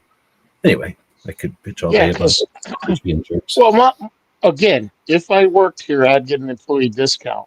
I'm freaking working here. I'm going to give myself is make it way cheaper if you're standing in line doing your own checkout, and then make it normal price if you go over to the thing and waste their time. Yeah. But no, I agree with you, and I don't like they monitor you like if you're walking in and out of prison because they're scared that they're going to get ripped off because everybody, you can just do whatever you want. I was thinking about it the other day because I always buy day old stuff, so the labels have like another day old label stuck on top of them, and it's almost always falling out and stuff, so it never works. And I'm like, if anybody really wanted to rip the store off, they're just going to go grab a bunch of the day off barcodes and put them on whatever high price stuff they want, and they're just going to mark it up as the day old bread or whatever. Anyhow, so it's not like it's real hard to pull one over on these dumb robots, but they stand there looking at you like if everyone's doing that to them. So it makes no sense to me. Just so you don't have. It seemed like we lived our whole lives having checkout people, and now they're complaining that there's no jobs and we can't have checkout people anymore. Yeah, because I'm looking at it going, wait a minute. You said we didn't want to hire checkout people, but you hired extra security to watch me check out. Well, that's the thing. Yeah, exactly. Like, take this lady who's watching me poorly, because she's really helping the old ladies. I mean, she's there to help the people who can't figure it out. But when they're bored, they're just going to look over your shoulder and like judge what you're buying, and decide if you're stealing it or whatever. It's the robots that think you're stealing, like the camera robots. They'll, at least at Walmart, either I'm too fast for them or something. But I all the time, I'm not gonna say all the time anymore because it's been a while. But when I was going to Walmart quite a bit when I was traveling and stuff, like it would get me all the time. I don't know if that ever happened to you, where it'll go bloop bloop bloop, a red light goes on and it locks up the machine, and then an attendant has to come over and watch the video of you putting your milk in the thing or whatever. I've never bought a self-checkout. I've only used self-checkout one time. I refuse to do it. It just pisses me off that much that I'm paying full price and I'm working there against my will. I only do it because it's faster. And I totally get it. Yeah.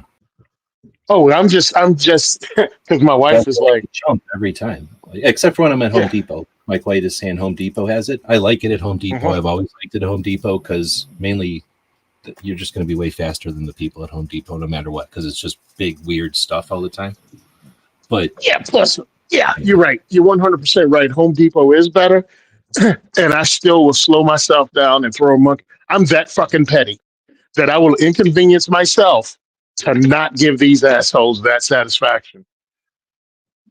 And I know it's petty. I know I haven't changed the world. I know I'm being Don Quixote and I'm charging a windmill, but whatever. I think it's worth it. Giddy up, bitch. Yeah. Giddy up, bitch. I'm not doing this. Because I want to steal every time.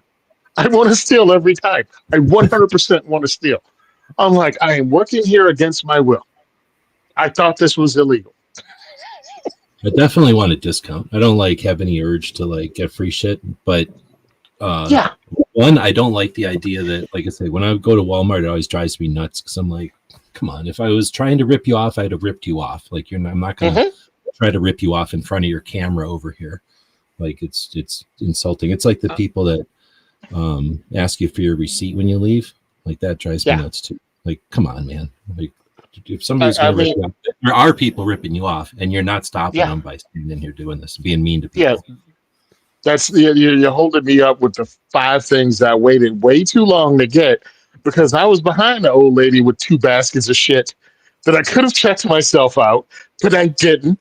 Now I'm like, oh, you're gonna stop me now? I just had the lady behind the counter ring me up and give me the thing. I walked 4 registers away, bro. I didn't steal anything. But yeah, I do it to myself. Worse nowadays because it's the deal where at least they make it look like it's the deal where if it's under $1,000, you can just walk out the front door. I mean, I have worked in stores that were large enough that said, don't talk to shoplifters. Like, let them do whatever they're going to do. Just try to make a description of them, if you need to call the police or whatever. But essentially, the stores I worked at were just like, leave them alone. We're more worried about you than the stuff. Like, let them steal. And that got abused. Like, it did get abused, but nowhere near like what it makes it look like on the news and stuff nowadays, or on the internet nowadays. But when there's that kind of stuff going on, the whole idea of like being the jerk with the making little, it's always the little old lady. They never stop anybody that looks suspicious in my mind when, the person with the receipt or the person like doing the Costco thing. I don't get the Costco one either, but I don't go to Costco anymore. But anyway, we're definitely just old men ranting at this point. But there's more people watching now that we're ranting about shopping than when we were talking about that. Hey, tell me something because I'm trying to find this. I know NSSF has the information because I've heard it from NSSF before. Popular handgun calibers based on sales of those handgun calibers. Yeah, I think that comes out yearly, right?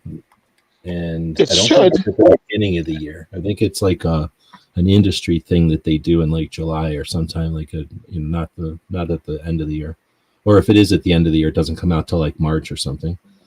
But I don't pay that much attention to it, but I do know what you're talking about. At least it rings a bell. Like I've heard that come up every year, like come across the ticker or whatever every year. But yeah, because a lot of this crap is based on. Well, I looked on the website. I couldn't find it, so I'm punching it in the DuckDuckGo mainly because Google sucks. Because I tried to find it on Google and it just led me to freaking articles by people giving their damn opinion. I want it based on sales number because when we have this freaking conversation about new firearms coming out, and the douche canoes always go, we should make it in 10 millimeter. Well, okay, 10 millimeter doesn't sell like you think 10 millimeter sells. I'm like, I know many gun people, so do you. Now I host my events, and my guys are gun people. My volunteers are gun people that have, I'll easily say, more than 20 guns each. All right, of different calibers, rifles, shotguns, handguns. One guy has a 10 mil. Two guys have 10 mils. One works in a gun store and he gets his as a discount. Plus, you count how they do things and give points out and everything else from manufacturers. He's got a 10 mil. And my other guy, he likes heavier calibers. He likes bigger calibers. So he has a 10 mil. But my other volunteers, no one has one. I got dudes with 500, not 500 Smith & Wessons, 50 Beowulf. 454 friggin' Cosol. We have somebody with a friggin' 450 Bushmaster, but we don't have, you know what I mean? Like we got those calibers, but what's the 10 mil thing? So I found that they have what's called the 2023 edition of the NSSF Firearms Retailer Survey Report. Okay, cool. Could be, well, it contains trend data from 2018 through 2022 based on retailer employee responses on topics such as and then sales trends, sales margins, selected operating measures, advertising, shooting ranges, markets, and customers. So that sounds like it probably covers what you're talking about, but it's a thing you got to order. So I don't know if we would have seen it online. Maybe people talking. Oh shit! Non-members can order it for $1,500. This PDF is available immediately upon payment. So this sounds like some kind of giant thing that NSSF makes. But we might have heard people talking about it, or unless we seen a copy, somehow seen somebody showed us a copy or something. But I don't. I'm remembering more like a blog post or something that had like some bullet points on it. At least I'm not thinking of a giant, whatever this report is, like industry report. And this I just typed in what you said, and I found something on ammo.com data study, 18 months of ammo sales during a pandemic, protest, and the Biden presidency from February 2023. Outliners starting from February 2020, February 23rd, 2020. And let me see, pre-pandemic, it goes into how much of an increase we saw in revenue, site traffic, yada, yada. 18 months of ammo sales during the pandemic, state ranking by sales volume, most popular caliber by sales volume, 9mm ammo. Second most popular caliber by sales volume, 223. Third is 5.56 by 45, which is 223. And it goes by each state, and pretty much every state is 9.556, 9.556. Yep, I'm just scrolling down. Oh, North Carolina, the third most popular, was 45 ACP. Illinois with 12 gauge is third most popular, but the first two are all 9 and 5.56. Colorado is 308. Virginia, most popular caliber by sales volume, 40 Smith & Wesson, 9mm, and then 5.56. That's pretty cool. It is. It's very cool to see the 9mm trend fad starting to trend down. It's at least cool to see a couple of states that it's not. It was interesting. Yeah. Whoa, hey, yo, Arizona sales increased by 107%. Most popular caliber 223 ammo. Second most popular 9. Third 308. Would not have guessed that. 308 went up by 1,800%. Wow.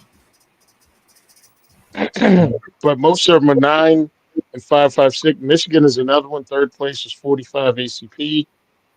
I just find it interesting. One of them was shotgun. 40 is again number 3 in Texas. We're going by the BLM process. Yep. This is crazy. And this is the thing I wanted to know, because I don't think anybody's going to have 10mm in the top 5. Nobody does, right? It's not that freaking popular. So I'm looking at I scrolled to the bottom of the page, and it went popular ammunition calibers: 223, 45 ACP, 5.56, 7.62 by 39, 22, 308, 9mm, 12 gauge, and 40. No 10. So I think these. You're talking about fads before. It's kind of that, or maybe trend, whatever. But it's sort of that things come and go, and 10 is one of those things that's never been it's not like 45 ACP, where for a long time it was the shit, and then now it's competing with 9, and maybe it's competing with 357, or maybe it's competing with whatever. It's competed with everything over the years, right? But it's like a contender, where 10 was kind of like it's more of a niche. I'm saying the wrong word, but like it's more of like a fringe that has to prove itself, and it's never really proven itself or been able to prove itself, depending how you look at it. And but it's I guess what I was getting at is, because it's at that level, it's definitely at the top of the, if you want to call it niche or fringe, like it's at the top of those for sure. More than 44 Magnum, I'd say even nowadays. Yep. But and there's probably more guns that shoot 44 Magnum, but 10 is probably still more popular, like in 2024. But I guess what I was getting at is because there's like the cyclic nature of our fads, which probably has something to do with the political situation and the economic situation. People have to have money for sure, and then either be afraid or not be afraid, right? Like we don't buy guns for no reason. We only buy guns when we're afraid, or when we're super not afraid, and there's like plenty of guns everywhere, and it's like good times and guns are cheap and everybody's into them. And that's been I'm going to say like that goes along with the interest in guns on YouTube. At least in that growth, there was like a tremendous amount of money spent on guns in that era after the assault weapons ban ended, because everybody could buy them and we could all share what we were buying. So there was like all this other more incentive to buy more stuff and share it because there was somebody to share it with, and somebody appreciated if you had a cool collection, or if you were buying a new thing and you had people you could ask questions. There's all this more reasons to start buying stuff, and then it kind of fades out like we talked about, and then it'll happen again. So it all has to align, right? I guess is what I'm getting at. Like people, you can have new guns come out and everybody can be enthusiastic about them, but if everybody's poor, what are we going to do about it? And then same thing, like there's been times where money was plentiful, like there was tons of money on the table, but because of, oh man, think about all the things, like there was the times when the gunpowder places caught fire or something happened, and like two of our gunpowder places were out of luck, and there was nothing. You couldn't get ammo at all. Like good luck, you could not get ammo. Everybody was shooting, everybody was loving it. There was wars, and there was just a demand on ammo, and they couldn't fill it. And the ammo went crazy expensive, and no one could buy nothing. And you might have come out with an amazing gun, but since there was no ammo to feed it, nobody was buying. Well, people were buying guns. I shouldn't say that, but you know what I'm saying. Like the lines, everything has to align to really have like best of both worlds, where people have money, they're interested in buying for one reason or another, and you've got your new product on the table. And I 100% millimeter was sitting there. Like that's when 10 millimeter is going to make money, but it has to be all those things in line. And nowadays, honestly, it still has to be your third or fourth gun. There's not too many people that are like 10 millimeter is my first gun, 10 millimeter is my second gun. Yeah, you're 100% right, because I'm sitting here thinking about it. The fad. So 10 mil came out in the 80s. There were only 3 guns that took it, if you really want to go there. It was the Bren 10, the Colt Delta Elite, and Smith & Wesson, what the frig ever you call that, and then N-Sled Glock. But that was it. And then it kind of faded out because the Delta started cracking. The FBI dropped the Smith.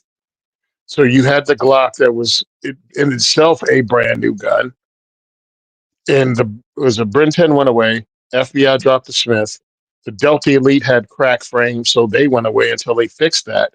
And then you had the Glock, which was a new company from friggin' Germany somewhere, not Austria, Germany, because that's what most people said if they remembered at all which country in Europe it was from. So then it faded away. But when it faded away, it became this mythos created around about how hard hitting it was, and that it was better than 45, and it was damn sure better than that 40 short and weak of its out. And then it slid back in again. And I think now we're into the fad again of the 10 mil. But again, it's riding on the coattails of a 10 mil round that really didn't exist. I mean, the round itself existed, but at full 10 millimeter power, it didn't really become popular. It was too powerful to shoot.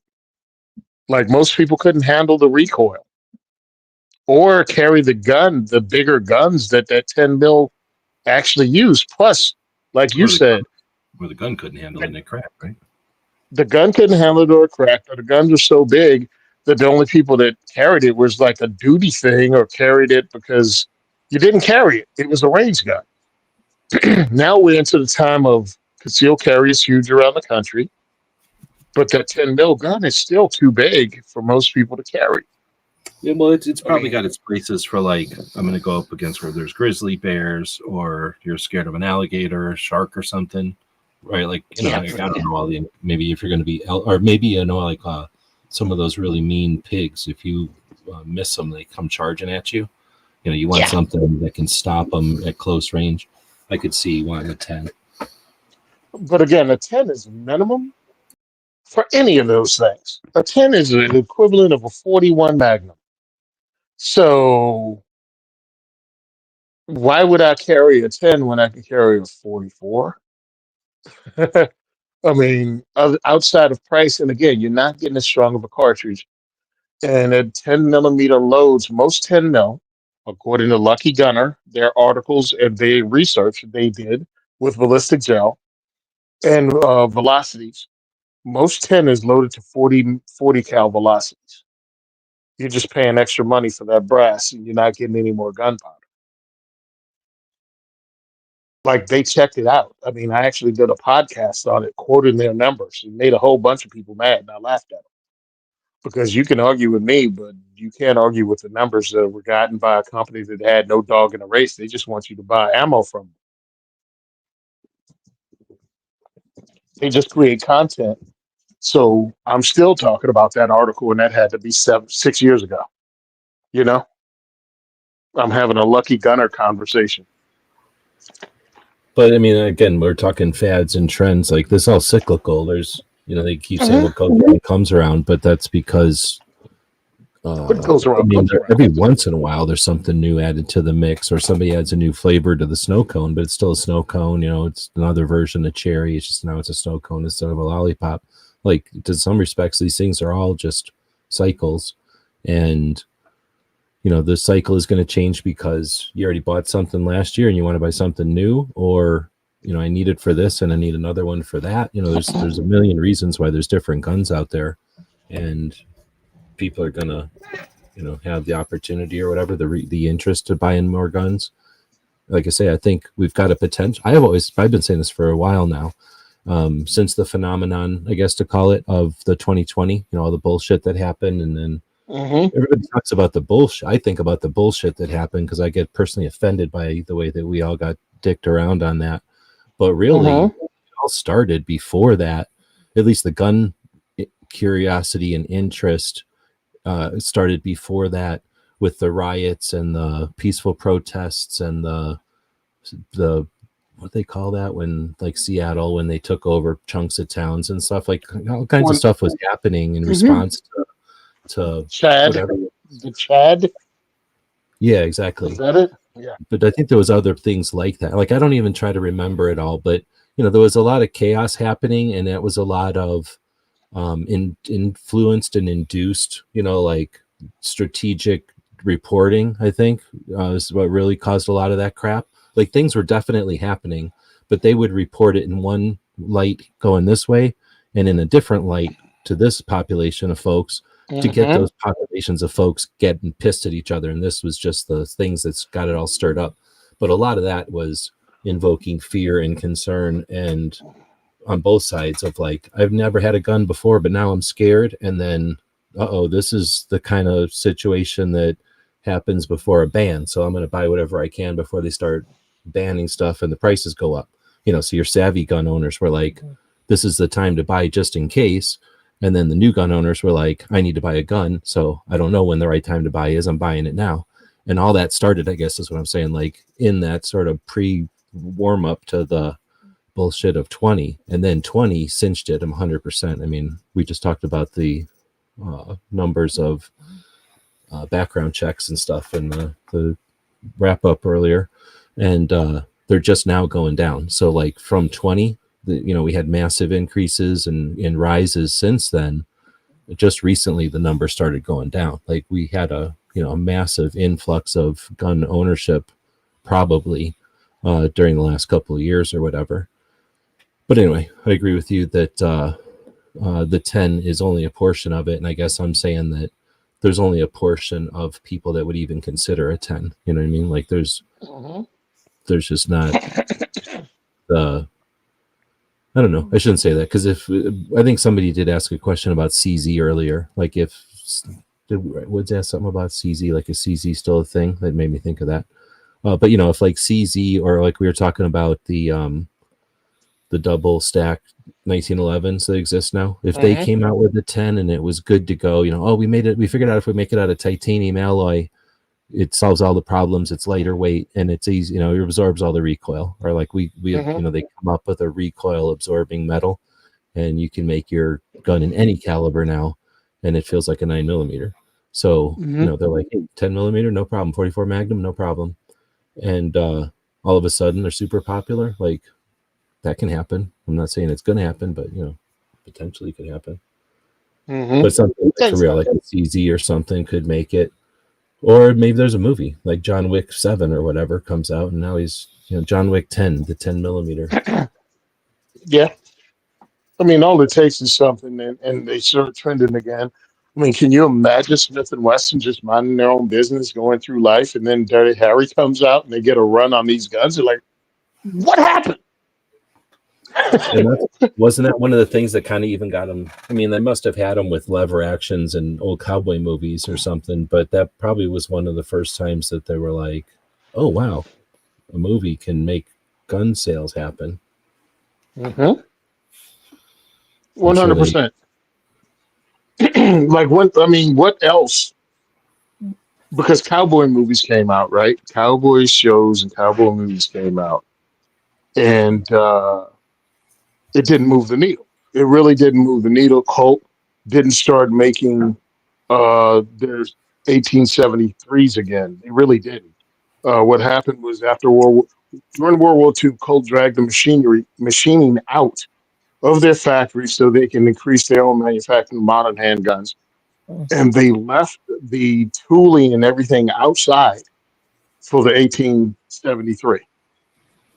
So then television came about post World War II, and there were no new single actions. So all of a sudden, these cowboy shows started being really popular on television, moved from radio to TV, and you could see the 6-shooters. And Colt still hadn't produced anything, so Ruger came out with the Ruger Blackhawk. And then everybody started buying Ruger Blackhawks, and Colt went, oh, well, time to get the band together again. And they discovered they had to actually come up with new equipment, and that was actually Colt Gen 2. I think that's what he called it. Interesting. Yeah, so that's when made Colt started retooling up and putting out 1873s again. So that got that going. So that was the time entertainment caused the gun industry to start producing stuff. But then Dirty Harry came along, and again, Ruger went, hey, watch this. Hey, here's our double action, the Ruger Red Hawk. And the Ruger Red Hawk came out because of that. But now, I'm figuring gun companies are just lined up in Hollywood going, hey, you got to do action adventure? We're here, buddy. Because Walter's done absolutely nothing with James Bond. They should, really. That's a missed opportunity. So they did in one Bond, Pierce Brosnan, when the P-99 came out. There's a scene where he goes, I've been after Q to get me one of these. And that was it. Like, he had it running around with it, and then it was gone. And when Daniel Craig came out, he had the old school throwback. I'm like, nobody, and I mean no friggin' body, who has their life dependent on a firearm would get rid of a modern PPQ, Walter PPQ, and get a goddamn P30 or whatever that garbage was. What was the Walter back then? James Bond Walter? PP. The old one? PPK? Yeah, PPK. No one's getting rid of the modern double stack polymer with the great trigger for that hand chewing piece of crap that everybody's in love with because it was in the movie. That's like a Volkswagen. That's like, no, I don't want to drive my modern car. I'm going to drive that old Volkswagen Beetle. Yeah. I want the Volkswagen Beetle from '68. No, I don't want the modern one. That's crazy. I don't want the one that'll carry me in style and I won't hear every gear shift and every noise outside the car. Yeah, so I mean, I have no idea what they're doing, but it's like that's a missed opportunity. John Wick is just a showcase for firearms. Taron Butler's giggling his ass off because any turd he puts out now, he can put Taron Tactical on the side, and everybody lines up to buy. Like that thing he made with Century Arms with a Canic. And I'm like, man, talk about the freaking John Wick gun we got at home. Like, that's not even the best gun Canic makes. That's what's funny to me. People are lining up to overpay for this piece of shit that says Taron Tactical on the side. And it's not even the best gun Canic makes. And they're having a bunch of problems with them in dependability. And also, people are learning the important lesson about what it means to have a comp on a gun. It means that your gun's going to be finicky and only shoot heavier ammo. It's not going to shoot that cheap ass bulk 115 9mm that you have. So, on our podcast on Firearms Radio Network, I've been on for 10 years now, going on 10 years. And one of the things I said probably 8 years ago was the features that make a competition gun easier to load and faster to shoot need to be put on concealed carry guns or self-defense firearms. And they're finally doing it, but they've gone too far now. So many of these companies are putting on comps. And like a comp is built for competition for fast follow-up shots, but you have control over that ammo, and it's hotter ammo that makes a comp work well. A compensator. If you're not putting hot ammo in your compensated gun, you're going to have a problem with it. And that's what they're discovering. I was actually talking to the guys at the gun store Thursday night, about it. And they were talking about Walther's PDP X something or other, like their latest version of their Walther PDP. And it has a built-in compensator. And what is happening is you're discovering that it's finicky with the ammo it takes. And they actually give you a list of ammo that they suggest you don't use. Well, that's effing worthless to me. That's worthless. Are people confusing Chuck Connors with freaking Steve McQueen? The Rifleman and Wanted Dead or Alive are two different things. Well, I think they both have the mare's leg, though. That's the main thing, right? Oh, okay. Yeah. Mare's leg.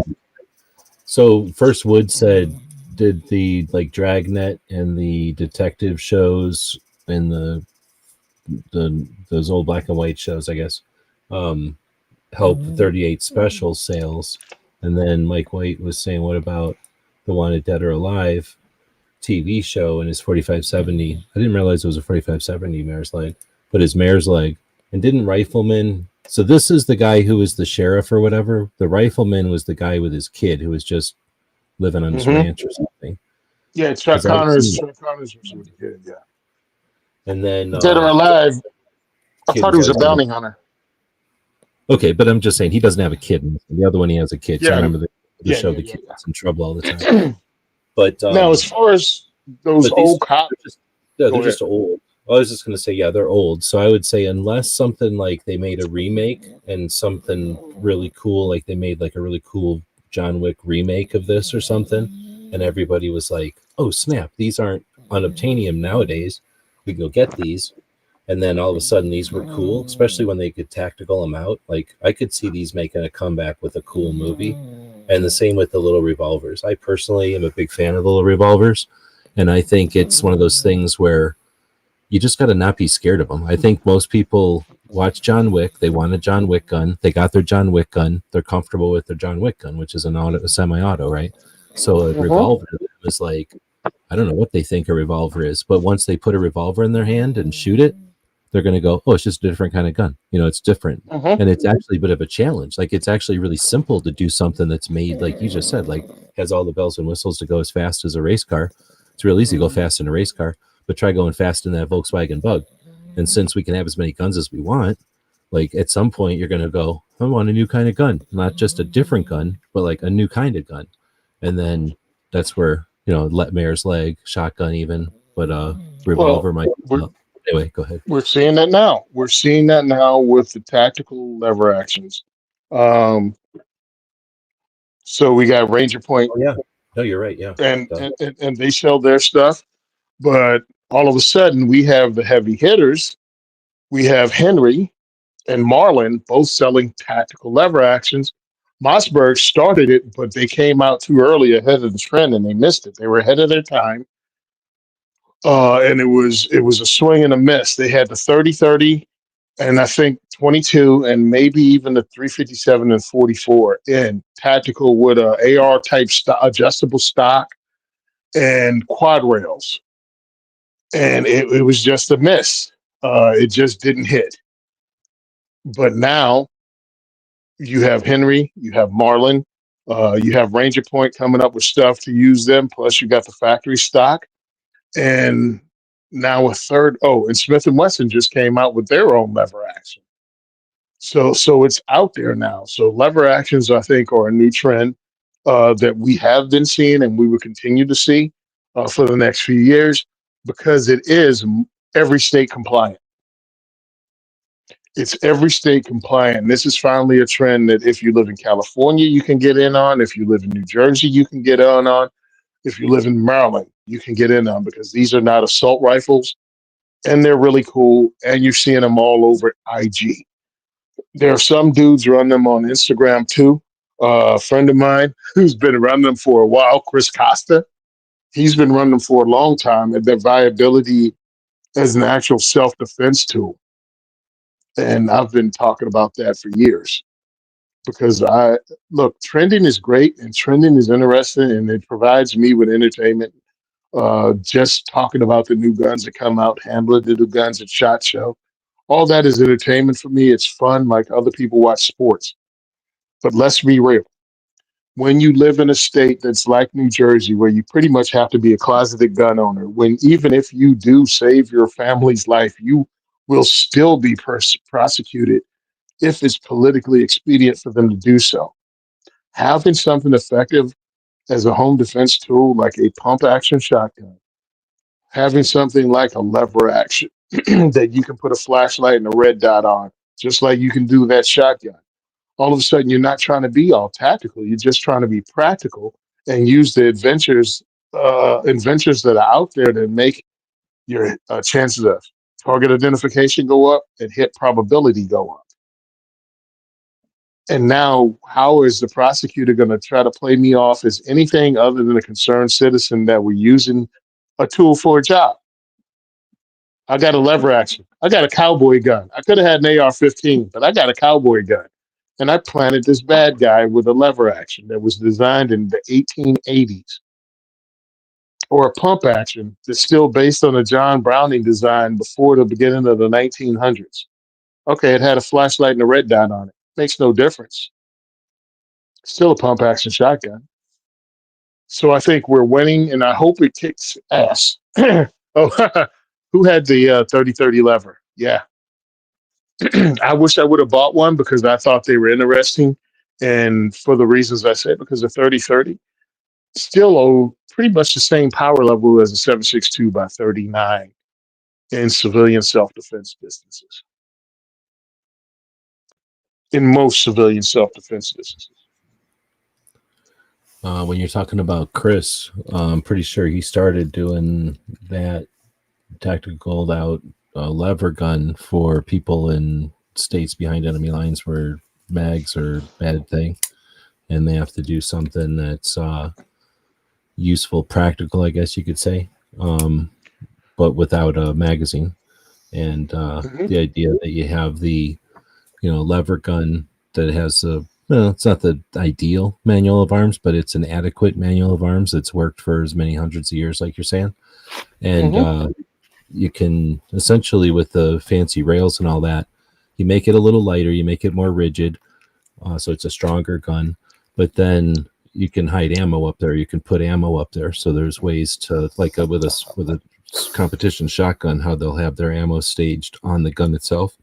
You can do the same. So, having, again, we're not talking about elaborate long-term gunfights here. We're talking about having the ability to reload in case there's a couple of people, or it's a distance and you do need a couple of rounds.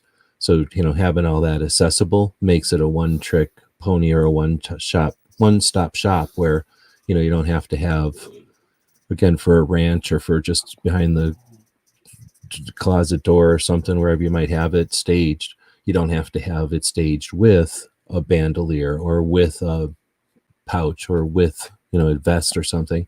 Like, you can just have it sitting there and it's ready to go and do business. And again, you're talking about a state where you're not supposed to have a magazine. You're not allowed to have a magazine, and you really want to actually have something. I was also going to say that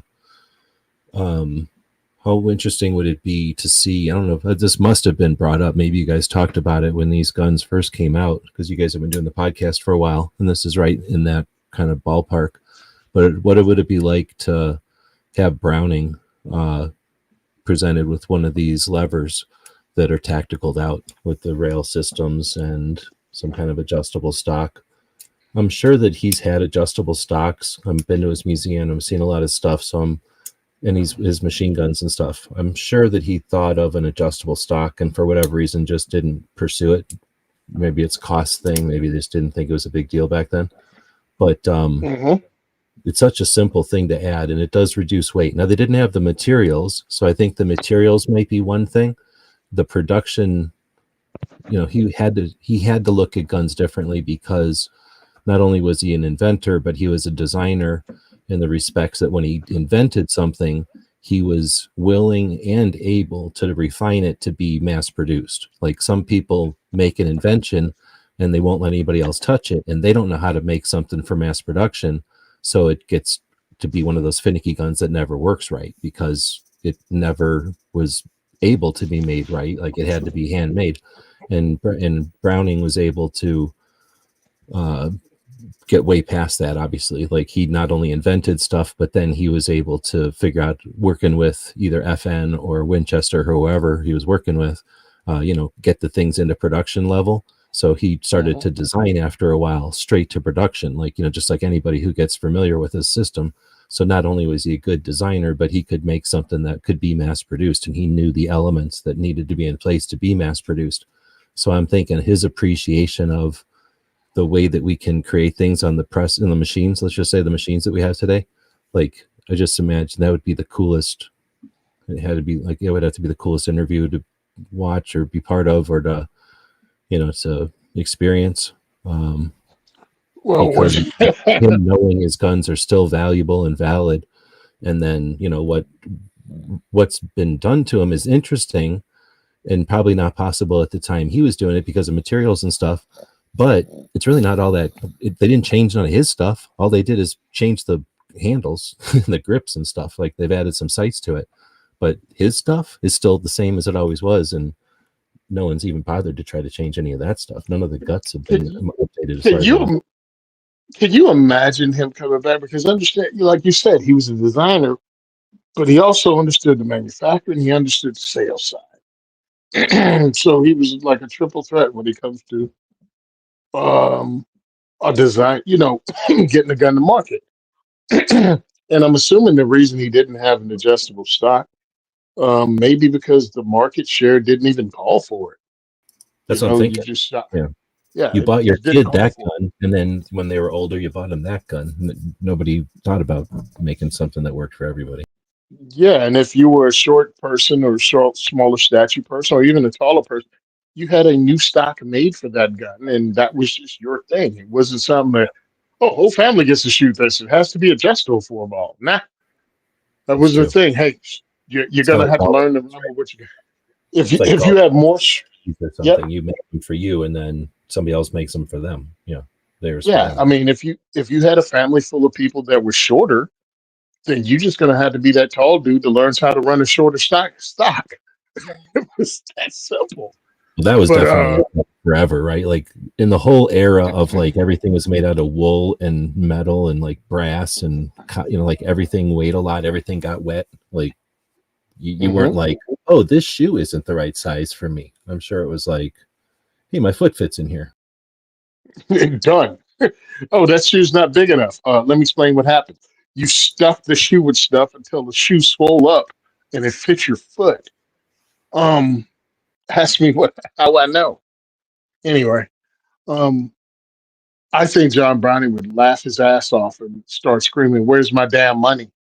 Because Yeah, it's true. he's like, okay, yeah, that's real cute. Where's my money? I want money from Gerson. I want money from Springfield. I want money. It's like all of y'all need that's a 1911 and that's a Browning high power. Give me my money. Oh, great. It's made out of polymer. Oh, crap. Holy crap. Look, it's a John Brown locking system. Give me my money. Oh, and he's got enough Bakelite on his machine guns. Wait a minute. Did he have He would have had Bakelite on those machine guns, I think. Or I might be screwing up if it wasn't. He did 30. But if he didn't use Bakelite, if it wasn't around when he was around, I'm sure he would have. I don't think he was like limiting himself to any types of material. So he would have definitely experimented, probably succeeded really well with polymer frames and stuff. Oh yeah, I mean, he was doing the double stack 9mm in the 1920s and 30s. I mean, that was that, and he'd already established what the format of these guns would look like. The ergonomics with his 1903, 1911. Yeah, even the 1911 and then like you're saying, some of those old semi-autos had Bakelite grips. They had rubber grips too, but I think they had some Bakelite grips. So he would have been familiar with polymer, and there's no way somebody would have done something in the gun community. Like if he would have had a 300-year lifespan or whatever, it would have need to be, whenever Glock came up with that, I'm sure he'd have been interested in playing around with plastics right away. I mean, truthfully, think about it this way. Again, with a guy like John Moses Browning and his team, let's not act like he didn't have a team together, because, one of his team helped finish the Browning high power. And that same guy came up with the FAL. The same guy that finished, Browning's high power also invented the FAL. So let's not act like he didn't have a team. But the VP70 came out and was polymer. Shit, by then, by the time Glock came around, probably having a polymer handgun would have been a old thing with John Moses Browning if he didn't come up with the polymer gun. True. He's like, yeah, that VP70, horrible freaking trigger, only works well as a PDW, but that material, Yeah, and all of a sudden, John Moses Browning invents the Staccato in 1972. Yeah, I'll put a polymer Laurel on my 1911, double stack it, and have a double stack 9mm magazine. I'll bring my Browning high power together with this new polymer with my 1911 Staccato. Well, I don't think there was any indication that he was ever married to the 1911 or to the 45 ACP. He made the 1911 to spec or whatever, and they wanted the 45 ACP because of the Philippines. But Browning was, like you said, he was making the high power in 9mm, and that wasn't even his caliber. He was not. He would make a caliber if he needed to. He'd invent. He invented all the good calibers, but he was also using other calibers. Yeah, 32 ACP, that was him. 25, that was him. 50 cal, and the 30-06, and the 30-06. Everything except for like some of the 38s and the 22s, but everything good is him. Well, and then not the 44s, I guess. Yeah, but that was, the 44 was there, but everything within semi-auto he did that was adopted. And 50 BMG is all you'd need to be an icon forever, and that was just one in the list of his. Yeah, that was one of the iconic guns he made. And it was like, 1911 Browning high power, 50 BMG. Well, it's 3 hours in, almost literally, and I don't think either one of us had to go anywhere, so we just kind of like let it go. Plus, we haven't chatted for like 2 weeks, so we kind of let it go. Gunswatters, though, is saying Para Ordnance did the double stack 1911, and I kind of alluded to that earlier when we first started this whole thing. We kind of you were talking about the 1911s, and like you kind of brought up the 2011s, and I didn't want to interrupt you, and I made some notes or whatever, but that was one of the tangents I left go because we talked about other things. It's just been an interesting show, but maybe in a future show, because I would like to put a little time to this. It's not my number one interesting thing or anything, like by far. It's like I'm kind of barely interested, but the idea of a double stack 1911, I think it started with Para, right? And that was one of these companies that has had like 3 incarnations or something, or maybe more. Para started in Canada. Para started in Canada with 2 Canadian dudes that wanted to get in on the 1911 pistol trials for replacement. And they were talking about replacing the 1911 because the frames were old. And they just came out with double stack frames. They didn't even come out with pistols. They came out with a double stack frame and a mag. And you were able to use your regular 1911 slide and upper with their lower. That was their first incarnation. It was a metal gun, right? Like a metal lower. You were buying it was a metal lower. Yep, and if I remember correctly, it was like $300 or something like that.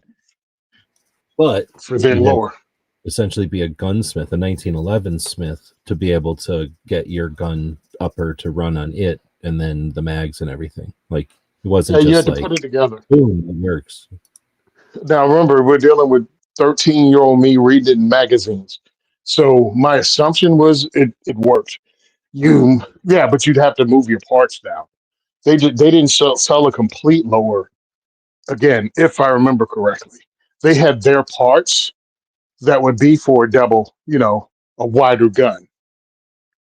But other than that, you use your 1911 lower parts in that too. So you use your spring, you use your, safety, you use that, if I remember correctly. But I know it was not a whole gun. Their second incarnation was the whole gun. And then their third was when they moved to America. And then they got bought and closed. That's when they were just called Para USA or Para, I think. Yep. It was Para, then Para Ordnance. Excuse me, was it Para Ordnance? Then Para USA? It was Para Ordnance in Canada. And then when they moved to, I thought they got bought, but maybe they just moved. I don't know, whatever. Like I said, I'm not a connoisseur of them. But whenever they went to USA, I think it went to just called Para. And then maybe it was also Para USA. That's where sometimes it gets like, well, they moved to the United States and then failed, and then they got bought, and then it went, and it might have been something like that. But I know they and then it failed more spectacularly. And then it's failed more spectacularly. But the only thing left now who does that is Rock Island. They make 45 caliber double stack 1911s. And they're who's left making actual 1911 double stacks in 45 ACP with metal lowers until Kimber just came out with their 2011 or 2K11, which is also in 45 ACP. They did 9 and 45. So is the difference with the ones, the staccatos and the STIs, is that those are not 45 ACPs? Most are 45 ACPs, and their lower is made of polymer. They have a polymer pistol grip that you put on. It's a separate part that you can take off. So the whole pistol grip cylinder, the trigger guard, trigger, all that stuff is polymer.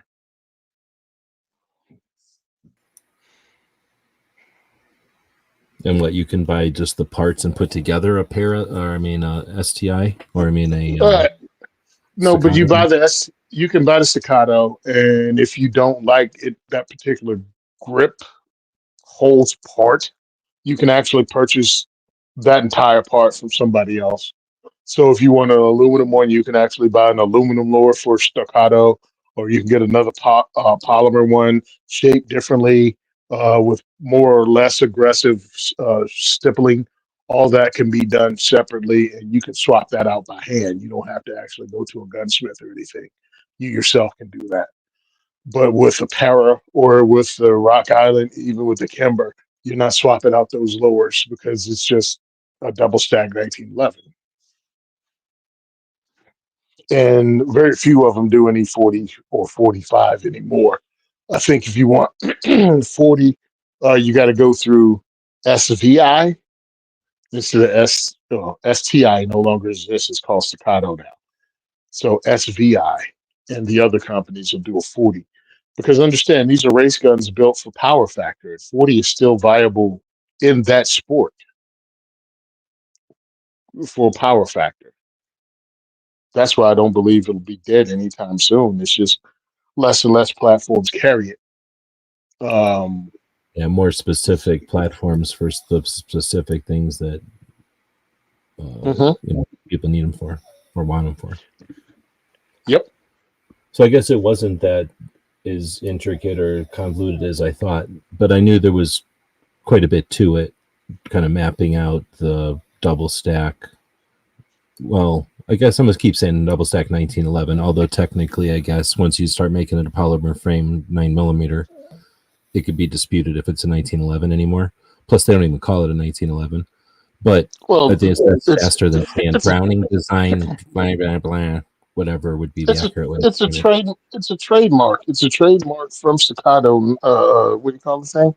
2011. It's a trademark from Staccato. That they Anybody enforce. else call? You get in trouble if you go around saying it. Yeah. Yeah.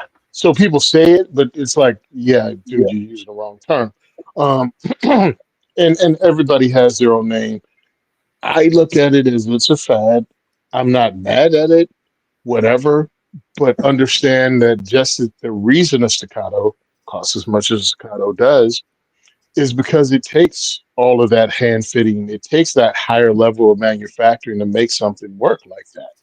This is not just a simple striker fired polymer handgun that you can get made and put on the market for under $300, and it's just as good as a $600 Glock.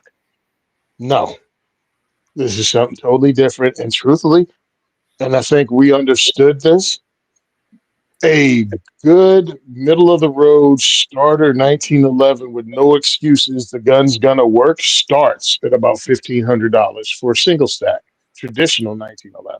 $1,200 to $1,500 was where the status quo was on a gun that you expected to open up and use and work.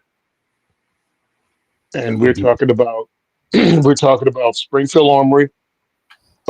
Springfield Armory, again, the $1,500 Springfield Armory, the $1,500 Dan Wesson. Who else makes? Oh, the $1,500 Smith and Wesson.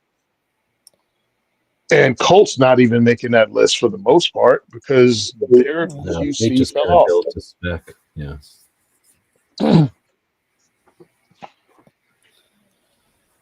So to say your freaking $1,000 Turkish made 2011 is just as good, dude, get it, run it, and if it's just as good, awesome. But if it's not just as good, don't be surprised that the thing that costs 1/3 the price didn't work as well. Now, are you willing to put work in it? And if you put $500 worth of work in it, does it run just like that one? Then awesome sauce, bro. You came ahead. But don't expect to pay 1/3 of the price and get just as good because there's a reason it's 1/3 of the price, from country of origin to longevity to fitment.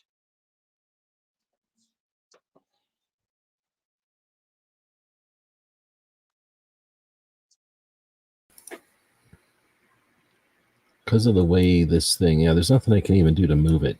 It's their own layout or whatever, but whenever I'm muted, it tells me, it has to give me a little thing like I can't figure out that I'm muted, even though I'm the one that clicked the mute. Anyway, so whenever it says I'm muted, I can't tell how many people are with us, and the numbers fluctuate, as people are coming and going and listening to the show or not. But we're 3 hours in. I'm going to say okay, and start to wrap it up. But hopefully we offered a bunch of interesting stuff this week. Go ahead. Yeah, let me throw this out there because this is a new thing that I find interesting because of who it's from. Okay. Did you see Wilson Combat has a new, if not custom shop, their own skunk works thing that they come up with projects. Well, I mean, I know that that's been their thing since the beginning, right? Like farting around and stuff and doing things mostly for shooting sports. But so they decided the Wilson Combat channel. I've been pretty interested in, they'll have Moss on there. They'll have other people that are, I'm going to say iconic, been around forever, that they just know that are friends of theirs. So listening to their perspective on stuff, and they are very casual about their opinion. They're not like, here's the opinion of me. They're just like, here's an opinion. And then they know, and when they get shit for it, because they get shit for it all the times they're old, they handle it. Like, they're pretty funny about it. They're okay with it. They're not trolling people, but they're essentially trolling the kids. And anyway, so I haven't watched them lately, but I get it's just a cool channel. They came out. Wilson Combat came out with a new division under Wilson Combat called Division 77. And I guess you could say it's their version of Performance Smith & Wesson Performance System Center or somebody's custom shop. So Division 77 just came out with their first pistol called Project 1. And they have a whole new handgun and philosophy. And they took one of their better selling handguns and tweaked it and added stuff to it.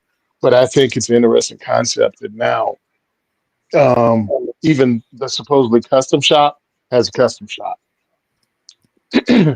Yeah. Mm-hmm. Project 77. Or Division, was it? Yeah, Division 77, Project 1 is the name of that particular firearm. So I think it's pretty cool. And just look at it, because anybody who's listening to this is nerds like me and nerds like us. And I think it's just something different from a company that's known to put some cool stuff out. And it's not going to be at SHOT Range Day.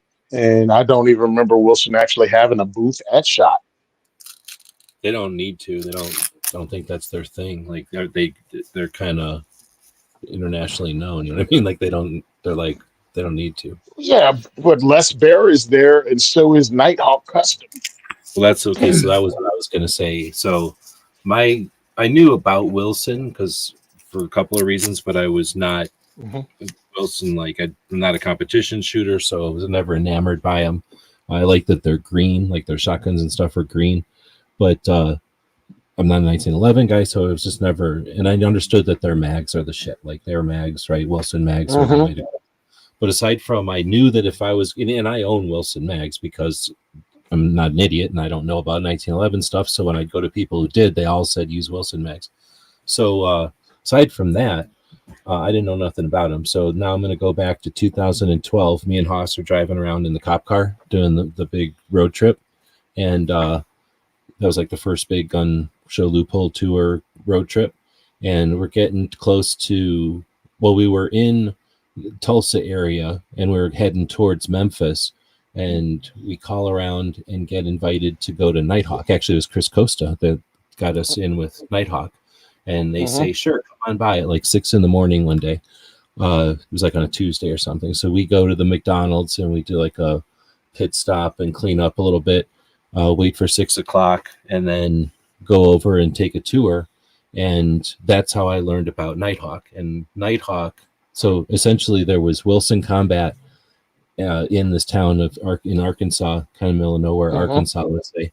And some of their gunsmiths, and Wilson Combat is a very high-end 1911 parts and gun maker.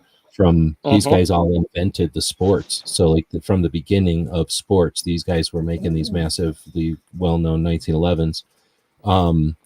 Then the gunsmith or something said, I'm leaving, and walked across town and set up shop as Nighthawk. So Nighthawk and Wilson are like the baby brother of each other, right? The Wilson happened, and then one of the people walked away. I don't think it's family. I think it was just somebody in the company walked away. Yeah, two of them split off. Okay.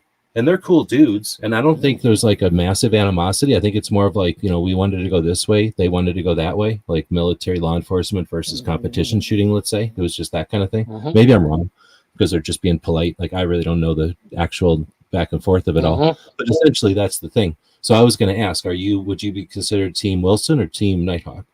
I'm going to say Team Nighthawk only because they gave me a tour. They're super nice to me. They never gave me a gun or nothing. But their whole thing is, and I don't know if Wilson's like this or not, but their whole thing at Nighthawk is you buy a gun from them in 1911, and I imagine you can buy a cheaper 1911, but if you buy like the top of line 1911 from them, or like, I guess, the decent 1911 from them, you tell them what you want. The gunsmith takes a blank, starts building your gun, puts his name on it, his or her name on it, and then as long as that person's alive and working for Nighthawk, like if anything ever happens to your gun, that person takes their gun back and works on it, and they're the one that built the freaking gun out of a blank. Like they do not fart around. Like they are definitely gunsmiths, and those guys are building each individual gun to your spec, and it don't go out the door until it's to your spec, and then when you get it, it's to your spec. Like those things are amazing. They're like race cars. Like I don't know how to explain it. So anyway, to me, I'm Nighthawk for sure. They're two different things with two different philosophies. I feel a Wilson Combat is not a custom gun. The Wilson Combat goes, this is the gun we're building. These are the options you get with this gun we're building. Nighthawk is like, what do you want? Yep. We're Here's going a to build catalog of anything we can do, and you just start like 31 flavors. Like you just tell us what you want, and we'll make as many scoops as you want. Now, as far as comparing it, Team Nighthawk, Team Wilson, if I got to pick one, it's Nighthawk, mainly because I've had conversations with their owners. I've talked to them. They've actually expressed willingness to help me just have a conversation with us and see where we can go with this. So that's where I'm at with Team Nighthawk. I'm trying to go into 2025 with at least an acknowledgement that they're going to try to get us something in 2025. Because I'm like, dude, we've been doing this 10 years. There's no reason we can't be doing it more in 10 years. And if you can give us a Nighthawk custom, hey, give us another one in 2 years. See how many we sell. If we don't move any of these things, all right, cool. I mean, you're going to have a Nighthawk custom at a diversity shoot. You know what I mean? A whole bunch of people going to shoot the pinnacle. Well, not the pinnacle, but a very expensive custom gun. And most people will never see one. And now they can go, okay, this is why these cost this much. And I get it now. But what that's also going to do is put a gun in hands of people that own 10, 15, 20 handguns.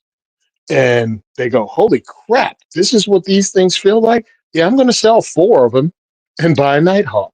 Like the chances of that happening increases because having guns in my diversity shoot means there's 20 range days a year that your things get to be tested and fondled by others. And I've been, so why not? It's kind of neat because it gives you a larger and larger menu. I feel like that girl on the girl robot.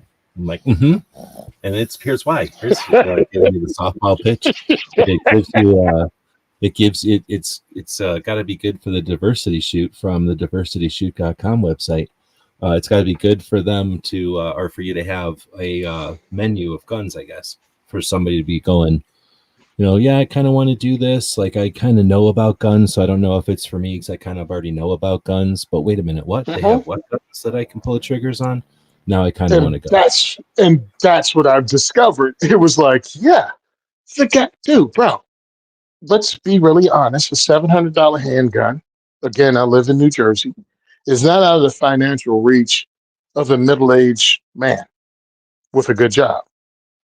So if he's into firearms, he owns what he wants and even mildly interested in the sub $1,000 range. Dude, I know people who will probably go out to dinner at that level, like a $700 dinner, more than once a year, right? Like, so that's like, well, maybe I won't do a $700 dinner once, and I'll buy that gun because on a whim. Yeah. There's definitely that. That's going to happen more. How the economy, once we get all these juicy tariffs in, we're never going to have to pay taxes again. Nothing but money. Oh, it's just going to come in. Huh? It's just going to start flowing, and especially once we get rid of any of the people that aren't participating in our economy, because, bust them out of here. We'll give them a job busting themselves out of here and then fire them. I love when you do that. Oh, and I love the people that don't get it and think you're serious. It's the greatest thing in the world. How did he say that? Well, there's a lot of conflation with joking around about getting rid of criminals and deadbeats, I guess. It depends on if you call a deadbeat a criminal, right? Like there's that fuzzy line there, but then there's all the conflation between illegal people who shouldn't be here because of legal stuff and they're criminals versus somebody who just jumped the border and came in and or overstayed a visa or whatever. I don't think anybody gives a shit about people like that. students that stayed here and kept working. Again, nobody gives a shit about that. But the news wants to keep that rift, right? So they're going to make it sound like, oh, they hate anybody that's different skin than you. They hate anybody that speaks different than you. They hate anybody that's been here longer than you or whatever. And then when you listen and find out that the people that are highly offended have never met anyone who's an illegal immigrant that they know about. And the person that's talking going, yeah, if we get rid of these illegals that are criminals, it's like, yeah, I don't care about my friend Alicia from whatever country that came here on a student visa and overstayed it. I could like her. Everybody should be like her. So what? She's got a job. She works. She's an awesome human being. She should have all her rights as a citizen. No, it's the dirt bags that I want out of here, regardless of where they're from. Can we send some of ours? Yeah, I keep watching these military shows, and there's been a guy. I don't know if you've seen the ones. These wildlife. I think it was fish and wildlife, whatever they call wildlife and fish in California. And in that role, he would come across the marijuana growers that were doing rogue, like legal growers. And it was worse. It was different before it became legal in California. Because once it's legal, they're still doing it. But because it's legal, they're not cracking down on it the same way. So they're more bold about where they're doing it. And so this guy has been interviewed. I think this is the third time I've seen him interviewed. And now he lives in Montana. And they're still dealing with the same issue in Montana as they were in California, and that's illegal marijuana growers. Even though it's legal and you can get permits or whatever, and taxes, and do it legally and sell it and everything legally, they're still illegal. And it used to be the cartels that were doing it illegal. Now it is China that's doing it illegal, and just because Montana's huge, California's huge, they can just go out in the middle of nowhere. Rip down a couple of 10 acres or whatever, put up their crops of illegal marijuana, and then marijuana's a cool plant because it can get like what does it take, like 3-4 months to grow or something. In the wild, they could probably get like 2 crops out of it a year. So it's worth their while, obviously, so they wouldn't be doing it. But the way they do that, the way they get all those crops out of it and get it to where it's parasite free and the animals don't fuck with it, is to lace it with this old, like, let's say DDT, but it's not DDT, but like these chemicals that are illegal. And the way that the chemicals are so illegal that they spray it all over the stuff, and now the bugs don't want to mess with it. And if a critter does eat the leaves or whatever to try to chomp on it, they'll die. So it literally just kills everything that eats it. But the way that they keep the critters away from even coming close to it in the first place is they'll take like sardine cans, and they can drop, like, they leave the oil of the sardines after they're done eating it, so it smells like sardines. Like any critter's going to go smell that. And then they just drop a few drops of this poison in there, and they leave these cans all around for like landmines, he's calling them. And they'll come up to these grow sites, and they'll be, one of the ways there's a grow site is because there's marijuana there. The other way is because there's a bunch of dead animals all over the place.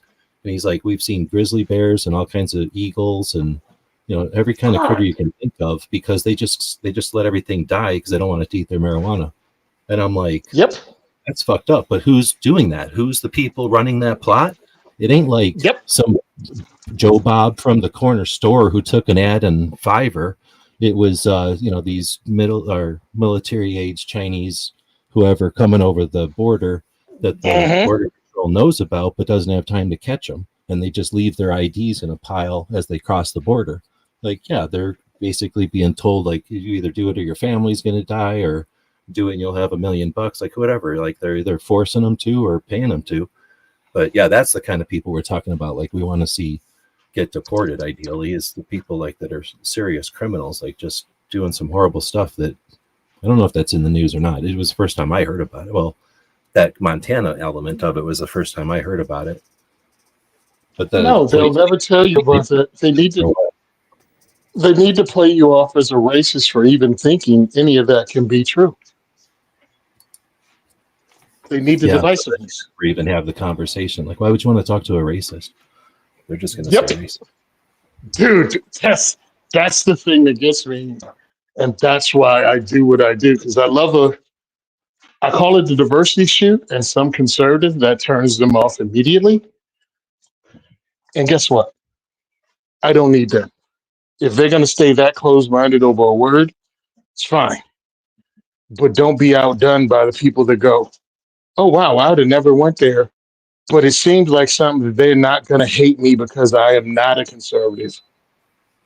I'm Now, like, I know cool. you've got that element. I don't know if you've ever thought about it this way, but you're also an ambassador to the word, that word, diversity, because some people in the gun community are going to see your project, have the same, have the reaction you just said. But if they don't walk away, they're going to go, oh, what's this all about? And then they're going to go, oh, and then they're going to go, oh, okay. And now I don't have to be as scared of the word diversity because here's a valid use of diversity, right? It's not like being weaponized against us or against whatever. And there's many in the firearms community that said I wasn't going to give you a chance when I first heard it, but I listened to one of your interviews and I found out it's actually diversity. And I'm like, yeah, actual diverse thought, diverse outlooks. And I was like, yeah, that's what it means. It does not mean this bull crap, politically correct. If you don't think the way I do, then you're a ism or ist. You're a racist, a sexist. No, you're none of those. We just have a different perspective. And you said my event for 15 minutes, and all of a sudden you go, yeah, there's nothing PC about this dude. Like I give you 15 minutes, and if you're one of those people that get offended easily, you won't be there at the end of 20 minutes. You will walk out. If you want to be offended for others, I will give you a reason to be offended for others within the first 10 minutes of the event. All right. Well, speaking of being offended, I've got a poll going here. And the question was, how are you in the AI robots? And the options went from you love them so much you pay them to you're okay with them, but you don't pay them. You have no opinion at all. And then a bunch of people, I figured, would hate the AI robots, and there's no way they're paying them. So we got 12 votes in there. I've been pleading with people to vote because this is an interactive thing. You're not watching TV. This isn't programming. This isn't some Hollywood agenda wrapped up in entertainment. This is just two dudes who are old and like guns answering questions, letting y'all know the deal. And or are we two dudes? Are we two dudes or are we AI robots? Well, that's what I was going to say at the end of the whole thing. I was going to be like, no, deep dive. Everybody get a mind trip. Exactly, right? Like we're just doing this on the Saturdays or whatever. It's just been something we've been doing for 100-something episodes, I think, now for a while. And anyway, the whole thing is it's the internet and you can interact. So we do got 12 votes at this point. I think we just got a 13th vote. Sorry, yep, we just got a 13th vote. Unfortunately, it was that we have robotists here. So there might be some diversity, but not diversity of awareness or electronic awareness or biologic awareness. So 15% love the robots so much they pay for them. I'm one of those. 23%, the second highest, are okay with robots, but don't pay them. And I'm okay with that. I'm one of those. And then the lowest, only 8%, just a few people have no opinion, which is, I guess, good. The people are at least polarized. Otherwise, how would we exploit this? And then the number one, the most is the people that hate them. No way, they're not paying no robot, and they don't like robots. I get that, but I think it's because I've been hanging out with the robots so much that I understand that they're really just the robot arms in a car factory still. We're not talking like the liquid metal Terminators or anything. I'd be a little hesitant if we were playing with those yet. We're really just playing with little funny mechanisms, and they're literally, I just started paying for one that's so cheap that you get access to like 12. Like they really are getting to be way more practical, I guess, if you just want to play with them. There's all kinds of free stuff you can access though. So I would encourage you to play with them if you haven't. They can do all kinds of interesting things, practical things. But just because, why would you let the other side use them? You know the other side. You know it, that Bloomberg's paying somebody to use those robots against us. Like, you know, hopefully they suck at it, but I don't want to depend on that. I want people on our side to know what's up with them. And I'm not, I'm not independently wealthy. I can't just do what I want with my time. But luckily, robots end up helping me do what I do. So I get to justify a little bit playing with these things and experimenting with what they can do. So I'm not just totally wasting my time, but I would like to devote way more time if I had the ability. But anyway, that being said, I'm no expert on them, but I think that it's worth having people on our side who are capable with them. And we can only do that as a group. Like, even if we had some person, let's say that Charlie Cook was into these things and he got really into them. And then something happened, right? Like, he stopped doing Riding Shotgun with Charlie. He got super famous doing music. And, this became something he just does on the weekends. That can happen, and people have a right to go do other things and stuff. So I don't want to doom us to lose Charlie. I probably picked a bad example, but you know what I mean? Like, we don't have everybody forever, so we don't want to put all our eggs in one basket. So ideally, we'd all be really comfortable with these robots. And here's the thing. Like I keep saying, these robots are pretty simple. They're just robot arms right now. They look like they're really fancy, but all they do is listen to everything that's been written and summarize it. And then they're just called large language learning models or something, because that's all they do. So the big difference between them is some of them are listening to Twitter, some of them are listening to Google, some of them are listening to Microsoft, and some of them are listening to Apple.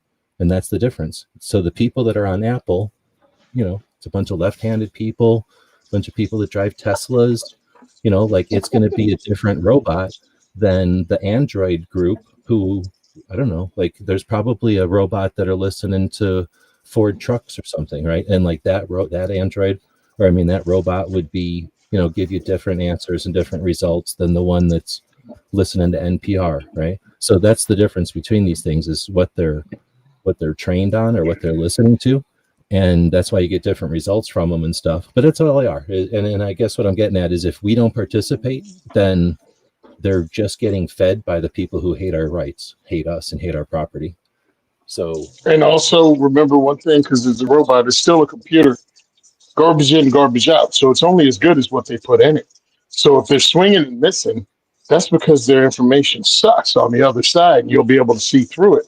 But ours, if you know what you're doing and you can put something together, you heard, dude, what you did with my page is crazy. Just imagine someone with talent putting together something and it slides under the radar. It goes, and all of a sudden people are listening to this because it almost sounded good. It almost sounded perfect. mm-hmm. And you could play off pizza, and I forgot what the other word was, but it was like, okay, most people might not have noticed that or thought it was some kind of like glitch in their sound. Yeah. In the feed or something. Yeah. Yeah. So who knows, man? I want to look into this afterwards just because I thought it was interesting. I have no idea how to use it, but I'm interested. And then, that being said, I'll just caution you again, or anybody who might dig into this stuff, that it has moved pretty quick, even faster than gun models and things like that. So you'll definitely be wary that you don't take too deep a dive into the AI softwares out there, the AI robots, because there's got to be hundreds at this point. It's way beyond dozens, and just exploring them could take you a while, let alone finding a couple that seem interesting and then seeing what they can do. So just be aware of your time spent on it. Anyway, so that's the end of what I got to say. Thanks everybody for joining us. I'll let Tony wrap it up with once you got one more diversity shoot before the end of the year, and then we're on the launch in 2025. So my last diversity shoot this year is December 19th at Gunfire Range in Woodland Park. Can't wait for that. Going to see some great people do some great things. If you want to support us and donate for 2025 to help us kick ass, please do. Go to diversityshoot.com. You can also follow me on Twitter at the second for everyone. And those are using the numbers. The second for everyone. The second is for everyone is also on Facebook. And you can also follow me on IG at SimonSaysTrain. So I really appreciate it if you guys follow me. The more places you can follow me, according to the AI, is the more people I can reach and the more platforms they can't shut off at one time. Because believe me, they are retarding my reach. Also, I'm on YouTube, and you guys are watching that now. And you can follow me here too, because since G-Web's turned me on to this, I might actually do some live shows using this particular app.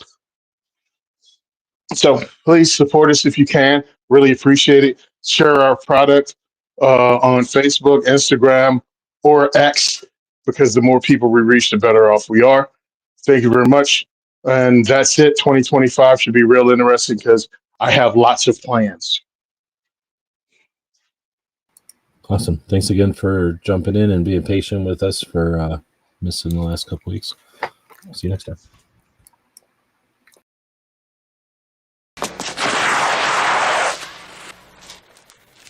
Shit.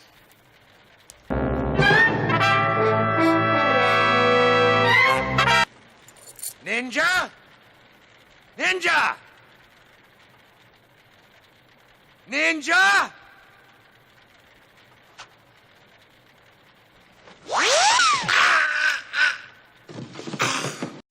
It's 11:59 at Radio Free America, and this is Uncle Sam with music and the truth until dawn.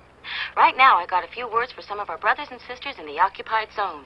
The chair is against the walls. The chair is against the walls. John has a long mustache. John has a long mustache. It's 12 o'clock, Americans, another day closer to victory. And for all of you out there on or behind the lines, this is your song.